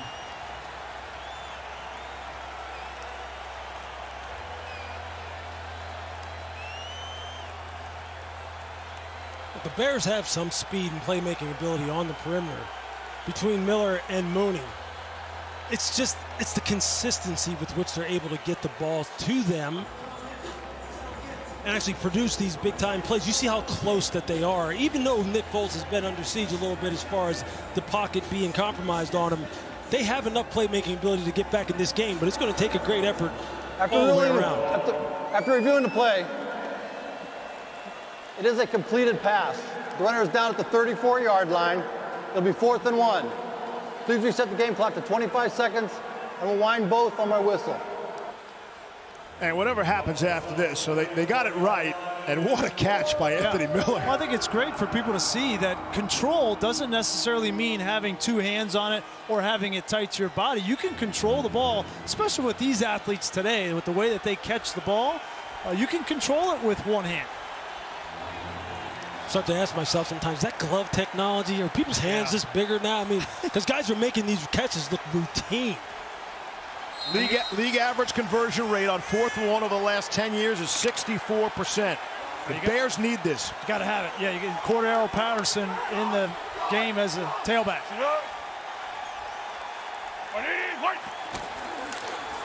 Flip it to Patterson. Left side, and he won't get there. What a play. Terrell Lewis was the first man there, the rookie from Alabama, who only made his debut in the NFL a couple of weeks ago. What a signature stop for him. Terrell Lewis is 6'5", 265 pounds. Hasn't played a whole lot, but he gets an opportunity, and you're not going to block him on the outside with a tight end or a receiver. He's just too big and too physical. If he can get on the field more opposite of Aaron Donald, and then you have Leonard Floyd to mix in, that is a future to shine bright. Went right through Javon Wims as well. A play the Chicago offense had to have. They weren't even close to getting to the line. Could be the last play of the third quarter. Flag comes in. Henderson get pushed out of bounds after 4. Cam Akers, I beg your pardon.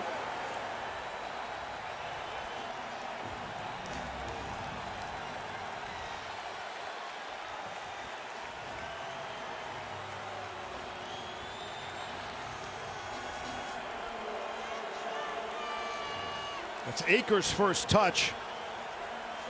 Rookie out of Florida State. See 2 seconds left in the quarter.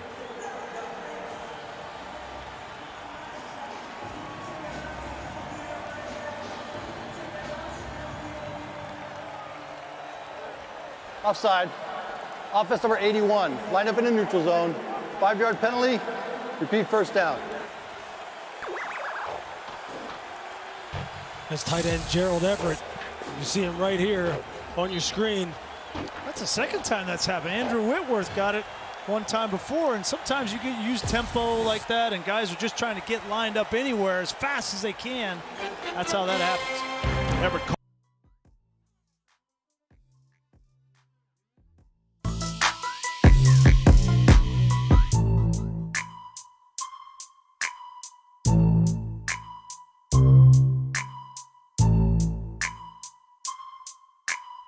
187 up in here, 187 up in here. Monday Night Football here on Valhalla Sports Talk. Little special Monday night stream, audio and fan chat room for the masses. Hit that subscribe button, give the video a like. Thank you so much for everybody that's joined us today.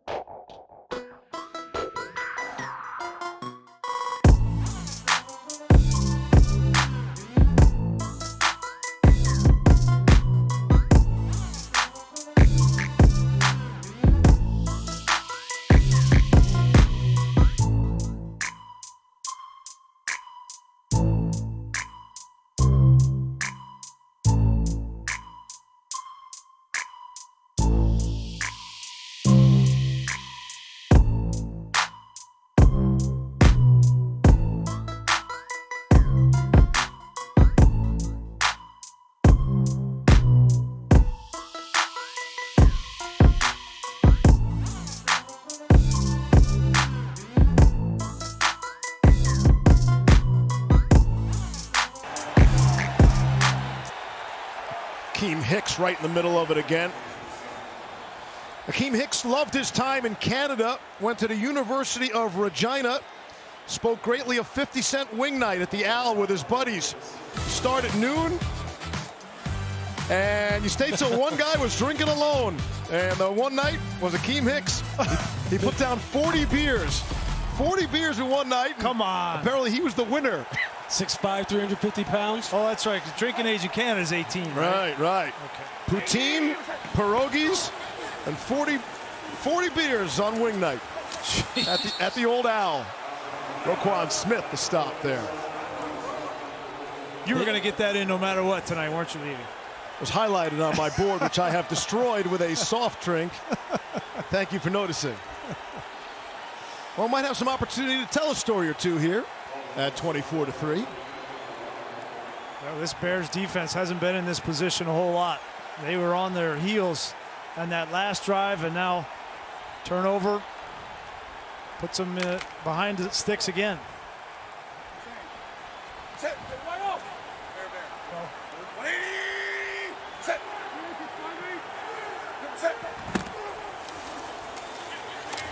Malcolm Brown, loss on the play. Khalil Mack saw to that. So let me ask you guys this: with 24-3, and Khalil Mack is dealing with a sore back. Is some point in this fourth quarter, there he goes, headed off on fourth down. But at some point, maybe you cut him a break and think about the next game, the future of the schedule. I think you want to take it easy on Khalil Mack in a 24-3 game. Yeah. He's as valuable to this team as a quarterback. 48-yard field goal attempt, batted at the line of scrimmage. Roy Robertson Harris, see if he got a hand on that.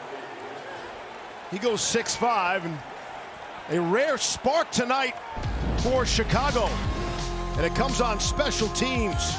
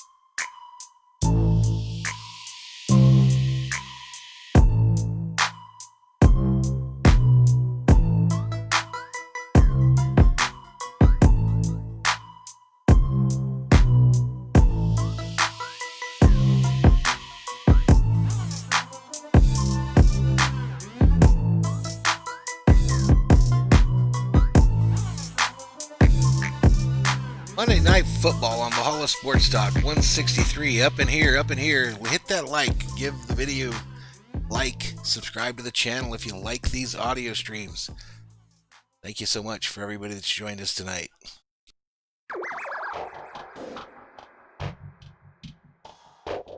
That was a tough loss on Thursday night to the Eagles. Tom Brady and the high-flying Buccaneers will be in town.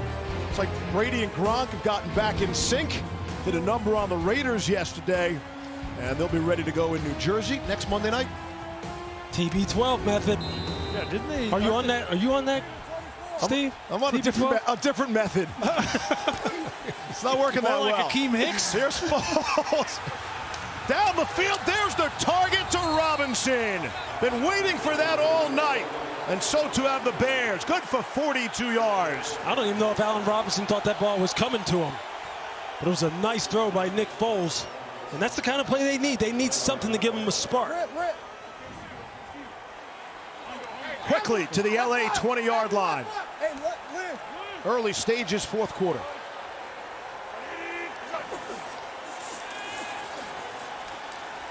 Foles to Montgomery. Taylor Rapp able to hang on. Allen Robinson out here. You're going to see him once he gets down the field. I don't even know if he knows the ball's even coming to him, because you see him. He looks like he pulls up. He's kind of running inside release. Kind of takes his eyes off of the flight of the ball and then picks it up late again. Look, he's a big play guy. He's someone who they count on to win 50-50 balls down the field. 2nd and 7, Montgomery. Close to the first down, and the Bears fans are wondering, where was that all night, Grease? Well, they tried, right? Remember, they tried early in the first quarter, Mooney, and they weren't able to connect. They tried a double move with Mooney on the outside and weren't able to protect long enough. So they've tried a couple of times. That's the first time they've had any luck. That's Burgess. He's made a couple of big plays tonight. Yeah, he's had a good game. And he's in pain. They're playing without Jordan Fuller, who was their starting safety. He's got a shoulder. And Taylor Rapp was playing for him, and now Terrell Burgess, the rookie. He got his leg caught underneath her. This looks like a... Yep, yep. I'll just leave that right there.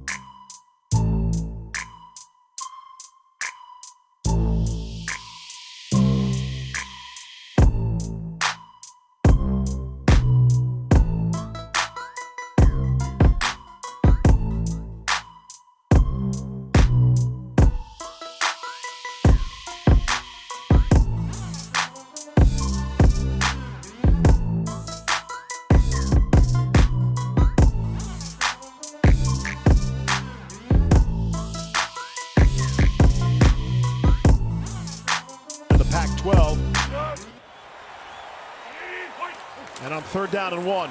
Bears right back at it with Montgomery. He's got the 1st down, pick up a 4. And Chicago needs some urgency here with 11 minutes to play in the game. Yeah, it's important that they dial up some good plays here in the red zone, an area that they have struggled in. And they need to be creative as far as getting their playmakers some one-on-ones and getting them in some good positions to where they're not being doubled, whether it's by use of motion or formation. Maybe get Jimmy Graham free. Yeah, who's lined up on Graham? 1st and goal. There it is. Jimmy Graham trying to get the corner. Kenny Young got him out at the 5-yard line. This is that area on the field down at the other end, though, where Foles had let him all the way down and threw the interception off the tipped ball. Well, if it's me, I'm going to extend Jimmy Graham in the formation. Make sure he's got space out there so that the quarterback can diagnose who's covering him. Is it man? Is it zone? And do I like the matchup? If I like the man-to-man matchup, I'm going to give him a chance a la Gronk on a back shoulder type deal. Like right here. They have 3 tight ends on the field. Yeah. Put him out one-on-one. Now they know they've got him one-on-one. It's just that's Jalen Ramsey out there. Handoff, Montgomery, little spin back to the line of scrimmage. Donald there first. So Brandon Staley knows what's going on too. You split Jimmy Graham out the backside of a 3-by-1 formation. Don't run it at 99. No. That's not a good play call. Even though Jalen Ramsey's out there, I still give him a chance. I mean, Jimmy Graham's 6'7", Jalen Ramsey's 6'1", and give it a shot. 4th and tight end touchdowns. It's 4G. Gates, Gonzalez, Gronk, and Graham. See if they go his way. Foles throwing, trying to sneak it in there for Anthony Miller. And this time he may have had Allen Robinson on the pylon route going to the back corner of the end zone. I'll give credit to Darius Williams. That's good coverage on the outside. That's a tough route to cover, right back to the pylon in the front. And Darius Williams, who's been called for pass interference already in this game, with perfect timing. 4th and goal at the Rams 4. And now you got Darius Williams on the tight end Graham. Jimmy Graham. Foles under some pressure. Not going to get out of there. Drop back at the 12-yard line. Justin Hollins ends that series. Loss of 7 on the play. See, when nobody's open, the longer Nick Foles holds the ball, you know he's not a guy who can create plays on his own with his feet. It's not a run. He's not a run threat. And you're going to see Jimmy Graham right here coming across the formation. And the longer this play develops, the longer it takes to develop, the more Nick Foles is going to run into trouble. You see Aaron Donald come up. He's running away from Donald and runs right into Justin Hollins. Again, we talk about the stats for Aaron Donald, how many sacks, pressures, all those. How many times does he provide an opportunity for another one of his teammates to make a play? They tried to double team him right there. He just split it right up the field. Bears have just 2 red zone trips tonight. They end with an interception and turning it over there on downs. Here's Henderson getting the corner for L.A. Roquan Smith stopped for Chicago. I'll tell you what, though, that play calling sequence down there in the red area is just something. Look, that just seemed too easy. It seemed too easy to defend the kind of things that they were putting out there on the football field. You got to come up with something a little bit better for Jimmy Graham down there. A little bit of a one-on-one type of situation where maybe get him away from Jalen Ramsey, be creative with the formations, how you put him out there, maybe use a little bit of motion with him to get him one-on-one in the back of the end zone. Well, I'll tell you what happened. That just wasn't good enough. They expanded him, and when they played man, they had Ramsey on him. And then when Darius Williams went out there, they played zone. And so you can't throw a fade in a zone defense with an outside corner. So give credit to the Rams. They played it how they should play it.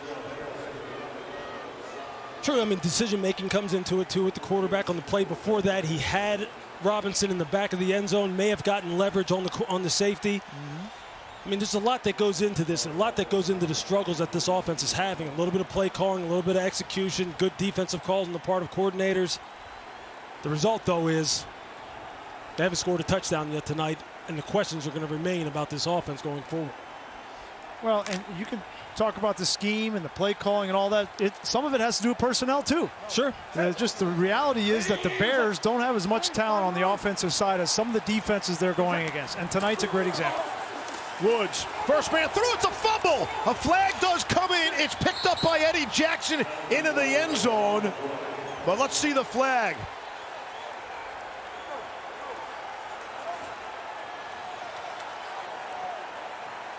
Holding. Offense number 82. Penalty decline. Result of the play. Touchdown, Chicago. Touchdown, Chicago. And that's how the Bears get in the game.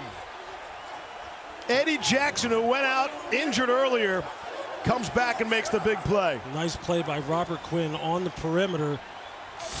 As far as taking the tight end, you're going to see him right here and just driving him back into the backfield. That's called knockback. That's called resetting the line of scrimmage. Eddie Jackson there for the scoop and score. Well, finally, Eddie Jackson gets a turnover return for a touchdown. He's had a couple this season called back, and finally he's able to get that ball up and score. And now, the Bears, as you said, Levy, one onside kick away from getting this ball back potentially. 6th career defensive touchdown for Eddie Jackson. That's the most in the NFL since 2017, and you're right, he should have 2 more. Yeah. He had 2 pick sixes this season called back because of penalties. Santos, extra point, all the way in good. And you think about what the Bears have come back from already this season. Coming back from 13 or more point deficits 3 times to win. You look at the best records in the NFC, and the Bears were defending that 5-1 record all week. Coach Nagy said in his press conference on Monday, he mentioned their record 6 times in 17 minutes. He's trying to make a point. Hey, everybody, relax. We're 5-1. He was being raked over the coals like they were 1-5, but listen, I think everybody understood that this offense is not a 5-1 offense, and we've seen tonight they've struggled. We came into this game knowing that we were going to find out something about these Bears. And right now they're being outplayed by the Rams. They're not a 1-5 team. They are a 5-1 team, and they need to improve on the offensive side if they're going to compete in the NFC North. Well, they know where their chips are stacked. They know where they're strongest. The defense has to come up with big plays like they did right here. Tayshaun Gibson has to catch those interception opportunities. And when they have those big play opportunities to strike down the field, they have to make them. Their margin for error is slim. Yeah. They know it. It's not going to change. You can't fundamentally really and significantly change your football team in the middle of the season. So this is what they have to deal with. Touchback, bring it out to the 25-yard line. So all of a sudden, 7.5 to play. We're in a 2-touchdown game, and you're right. The margin of error is so slim because of their woes on offense, but this was the spark they were looking for. We kind of figured they needed a defensive score or a special team score to stay in this game. Look, they are the very definition of having to win by playing complementary football. In every sense of the word. Special teams has to contribute. Defense has to contribute. Because they know that offensively, they will get outmanned by some of the better defenses, and you can't do anything about it during the season. That's something that you address in the offseason. And they've gotten to 5-1 by really all the breaks going their way. We've mentioned the comebacks. Just about every possible thing that could have been a flip of the coin has broken in Chicago's favor. We'll see if they got any magic left here in these last 7 minutes.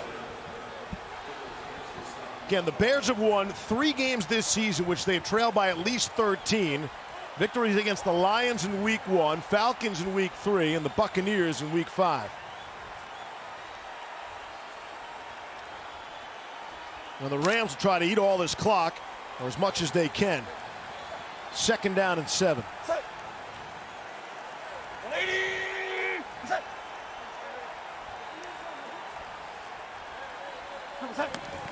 Wait for the play clock to go down to 1 before they snap it. Here's Henderson. That's a loss. Markevius Mingo saw to that. But they have attacked the edges of this defense all night long. And Barkevius Mingo this time wins the battle out here one-on-one against Everett.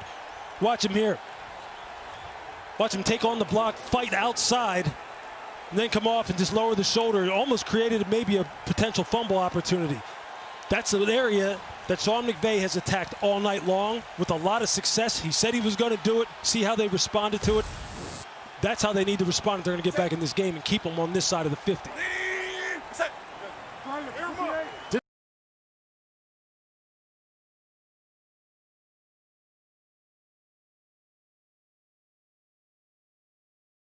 You feel like the Rams would have to face a critical third down conversion in the fourth quarter. But here they are, and they won't get there.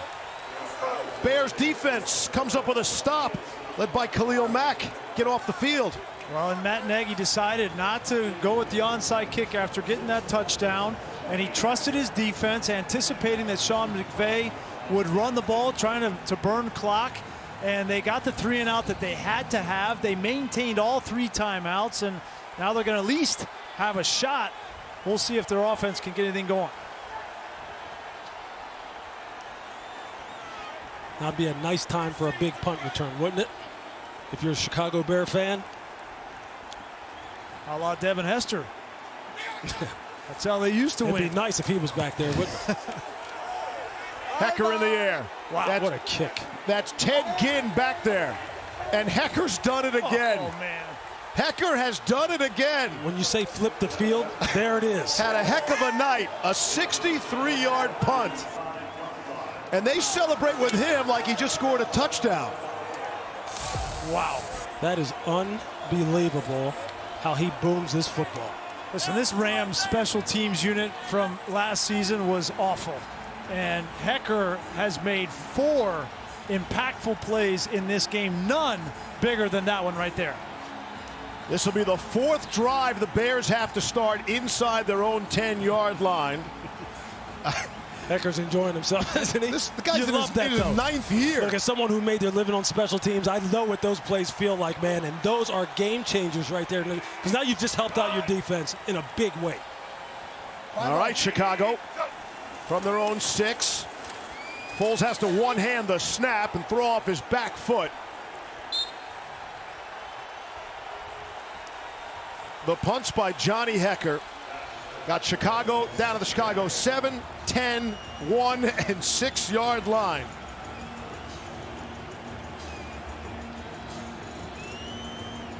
Get you a drink, Johnny Hecker. Little Gatorade in there. Career net.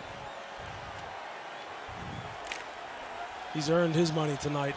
Wow, what a weapon he is. Go, L. 2nd down and 10. Here's Foles. Deep shot, middle of the field. It is juggled and knocked away. And there is no flag. Robert Woods, John Johnson, I beg your pardon, knocked it away there. This is the impact of this Rams rush. Watch the feet on Nick Foles. He doesn't get to step into that throw. His feet are in the air when he's throwing that ball, and that's why it's short. If that ball is 5 yards further downfield to Miller, it's a completion. So we talk about pushing the ball down the field. The quarterback is affected by the rush. You see, this is why I'm saying those opportunities are there. It's just off a tick, and this is what Matt Nagy keeps talking about, and this is why they keep struggling. 3rd and 10. Got rid of it quick to Montgomery. At the 10, reaching forward. It's going to be 2 yards short. They're going to have to go for it on 4th down. We were talking to Nick Foles yesterday, and he said, you know, sometimes play calls come in, and I know that I don't have time to execute that play call. And, you know, I'm the one out here getting hit. Sometimes the guy calling the plays, Matt Nagy, he doesn't know how much time there is back here, and so that's something that they have to get worked out. 4th down and 3. Game likely hanging in the balance here.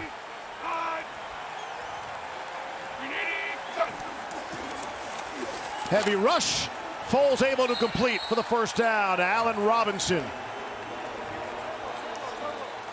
That was a great example. Nick Foles catches the ball and throws a quick slant on the inside and barely has time to get the ball out before Aaron Donald's in his lap.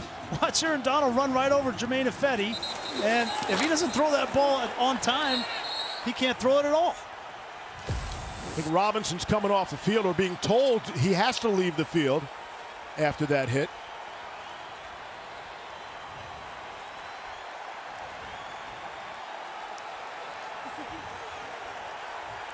John Parry, how's that communication go with a player and an official like that?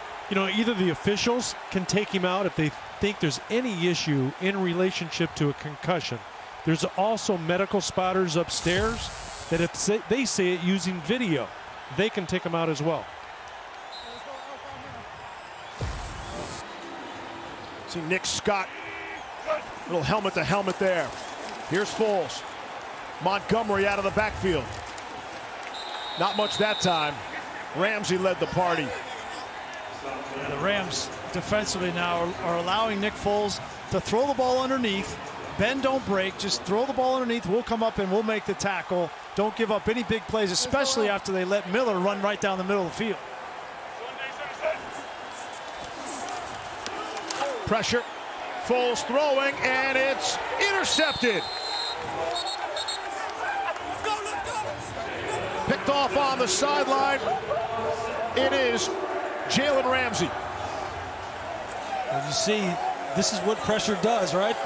We've been talking about it all night long.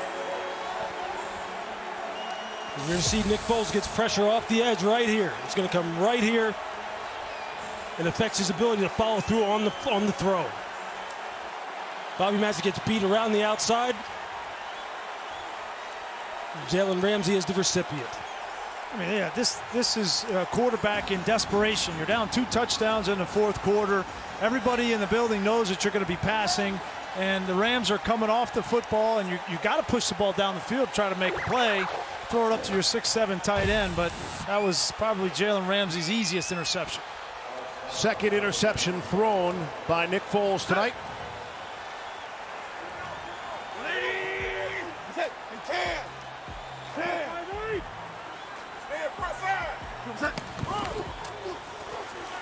Rams try to bleed the clock here. Down to Lisa. Hey, Steve, well, how about the play that Jalen Ramsey made off the field just this weekend? He made a $1 million pledge to Purpose Prep Academy, a publicly funded charter school for kindergartners through 4th graders in an economically challenged part of Nashville, Tennessee, not far from where Ramsey grew up.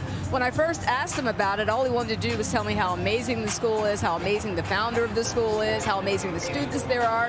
I said, Jalen, I have no doubt it's a wonderful cause, but you are the guy that's giving $1 million of your money. What inspired you to do that? And he said, it was just on my heart. He said, I had a great education, and yet the kids at Purpose Prep are so smart, so talented, despite where they live.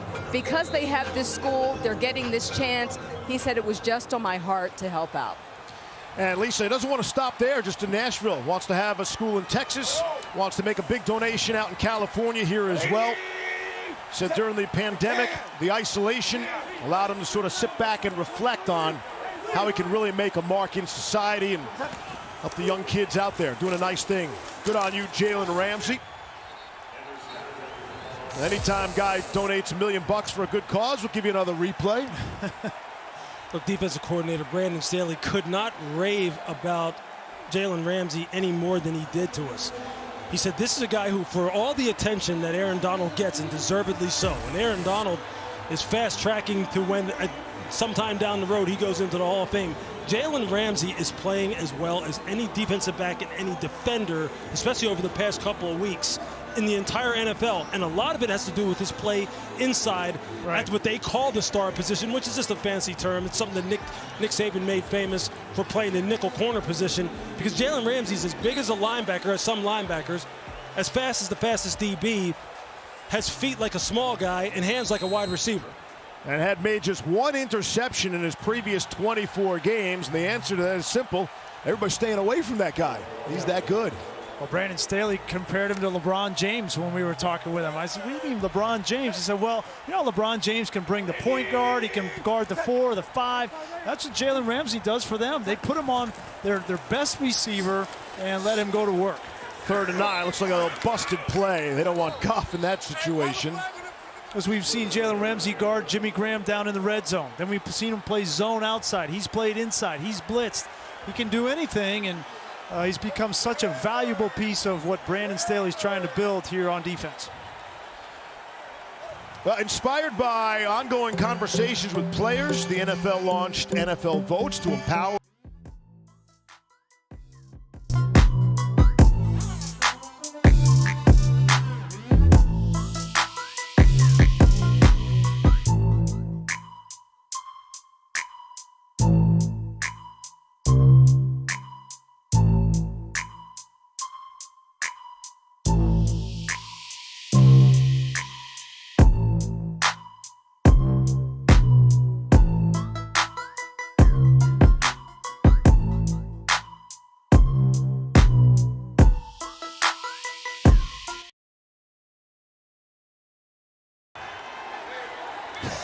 Oh, come on.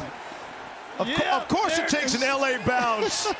The ball just dies. Down to the 5-yard line. So in a 24-10 game, can your punter be the star of the game? He's going to be the special teams player of the week in the NFC. Watch. Look at this thing. He holds it sideways. I've never seen this before. Right. And then he'll kick one end of it and make it spin from on end. Look at that. And I guess that means that when it lands, it's going to land soft, which makes sense. Right. I've never seen that before. You must practice that a lot, right? I mean, that goes south. That can be pretty embarrassing. You wind up on the wrong kind of the highlight. They have the time during practice. That's what they do. I think it's creative, man. I've never seen anything like that. I just like seeing new things. Yep. Hey, it's working. Here's Jimmy Graham. Too late to go to him now, though. Take a look at the Rams' schedule. How about this? They're at home tonight on a Monday night, short week. And next week they have an early game in Miami. Short week. But then they have a bye week after. Sure, then they can rest up. They get the bye. The Bears will go home. They'll have the Saints waiting for them on November 1st. Yeah, Tua.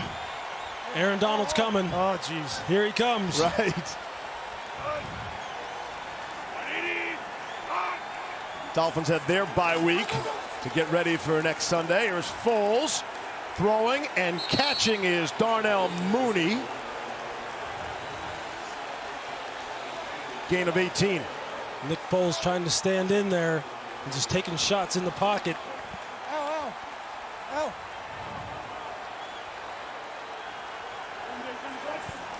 From the 31.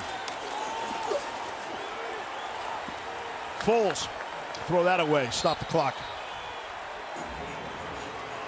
Well, these Rams, we wondered how they would respond after that tough loss a week ago, and they came out and they've been more physical. It's been clear on both lines of scrimmage, running the football with Sean McVay and then Aaron Donald leading that defensive front. They needed to be more physical, and this is a team, as we look at the NFC West, right? They still have to play the Cardinals and Seattle twice. Going to be a great finish to that division. See the numbers? We think that's the best division in football? No question. I'm not going to ask you the worst division in football. I think we're good there. And that'll take us down to the 2-minute warning. And if people were already questioning the Bears at 5-1, what are they going to say about 5-2? 2 minutes.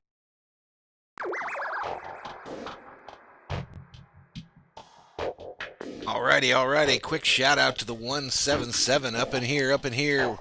Valhalla Sports Talk's Monday Night Football stream. Monday Night Football game audio and football fans chat room for the fans, ladies and gentlemen, for the fans of football. I want to thank those of you that joined us tonight. This game's drawn to a close. 2-minute warning during a commercial break. If you're new to the station, please hit that like button. Give me a subscription to the channel, trying to make this little thing grow. Thank you so much for joining us. A lot of choices here on YouTube. You chose to visit us tonight, and I appreciate it. Anyway, you guys have a great evening. This stream will end about the end of the game, of course, and I thank each and every one of you for joining us tonight, and have a great Monday evening.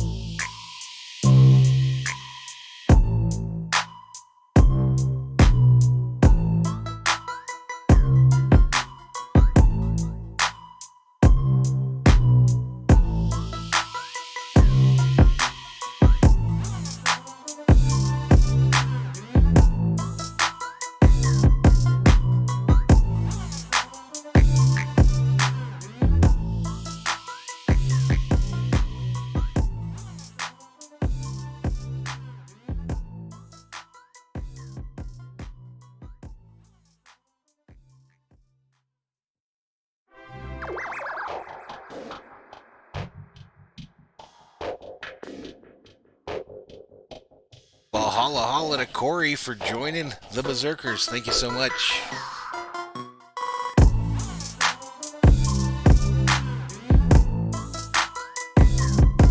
Alrighty, Robbie, you have a good night, man.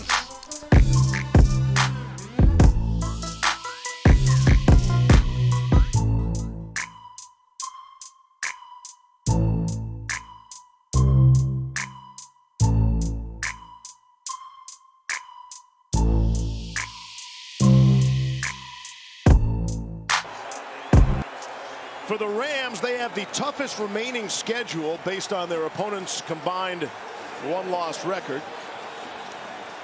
So, you looked at the Rams' schedule and who they'd beaten. We were talking about the best divisions and the worst divisions. Their 4 wins, all 4 of them had come against the beaten-up NFC East. So you wondered a little bit about Los Angeles as well. Yeah, and they lost their 2 games against the Bills and the 49ers, but this will be, if they can hold on, a quality win against this Bears team. Here's Foles, loading up for Mooney, and the Rams were there waiting for him. Yeah, John Johnson, their free safety, he's made a bunch of plays. Early in the game, he was back in position against the deep ball, Mooney, and talking with Brandon Staley, he loves John Johnson. He feels that he is underappreciated. Everybody wants to talk about Jalen Ramsey and Aaron Donald, and rightfully so, but John Johnson is the quarterback of this Rams defense. He's the one that calls the plays, is communicated from Brandon Staley on the sideline, which is not normal. Normally it's a linebacker, but Staley is a critical piece. Johnson studied under Eric Weddle, learned a lot about that leadership. Underneath to Graham. Forced out of the 42, but again by Johnson. Only a 4th-year player out of Boston College. He said Weddle taught him that everybody at this level gives 100%. You got to simplify. That allows you to play faster. I think he's learned that lesson already. No question. But you know what has really changed the tempo of this defense overall is Jalen Ramsey in that move inside, because he sets the tone for how fast and how physical they play in the back end. And the closer you are to the football, the more you can affect plays. And that's what they wanted for him. He said, look, teams can take him out of the game by formation if he's just on the outside all the time. I'm going to move you inside. I'm going to blitz you. I'm going to get you involved in the run front. I'm going to have you cover tight ends, backs, receivers. But there's a reason why this man is the highest paid corner in the NFL. It's because he's not just a corner. He's a weapon, and that's how they describe him. Did you ever have a safety call the defenses in the huddle? To actually make the call, no. Yeah. But you know what? It shouldn't be something that's that foreign to a safety, because they go to all the signal caller meetings anyway with the linebackers. But yeah, I mean, it is a heck of a feather in John Johnson's cap that Brandon Staley talked about him in that regard. I thought it was cool. Brandon Staley, he had Eddie Jackson, right, in Chicago. He had Justin Simmons and Kareem Jackson last year in Denver. And, to put John Johnson in those categories, that's pretty high praise. 3rd and 10. Nothing doing. Foles will be dropped again. Leonard Floyd brought him down. So now they're getting the one-on-ones that they want. Now you've got this, and now it just becomes mayhem, because now they've got one-on-ones. You see Aaron Donald's got a one-on-one. They run a little bit of a twist. Leonard Floyd comes inside with the penetration. Now these guys are just having fun. This is the best time to be a defender, when you know teams are one-dimensional, you know you have them outmatched. Now you just pin your ears back. Well, you knew Leonard Floyd was going to be ready to play tonight. His former team that decided not to pick up his 5th-year option and let him go on the streets. They drafted him 9th overall. Yeah. 16. Kind of gave up. They called it a financial decision, but anytime that happens, you're going to play hard. Ironically, it's because of his inability to affect the passer and be a rusher the way they wanted him to. Yeah. The very thing that he's doing right now. What that tells you is what? Aaron Donald again, how he can help you out. Well, you would think. He had Khalil Mack on the other side last year, so I don't know that that's a reason why, but I think certainly sometimes when you get cut or you get released and you have to go to another team, it's a humbling experience, and then you dig deep and you find a little bit more motivation. Yeah, it's a factor. And we're not saying that Leonard Floyd all of a sudden now is becoming like Khalil Mack, but he is producing in this environment for sure. But that's the way it works sometimes. 4th and 18. Last call for Foles. Looked like he had some separation with Wims and couldn't get it to him. This Rams defense continues to be strong. If this score holds up, it'll be a total of 33 second-half points allowed in the 7 games this season. Look at Jalen Ramsey. He gets beat on the outside. If this ball is thrown downfield, this is a touchdown. Easy. And Jalen Ramsey's been beaten twice in this game like this. Just watch his eyes. Coming out of the break, he's looking in the backfield. They'll lead you to the wrong place every time, and he knows better than that. He's trying to steal one. It's late in the game. He's just like, man, this game's over. Last 5 possessions for Chicago. Interception, turned it over on downs, turned it over on downs, interception, and turned it over on downs. And our Burger King King of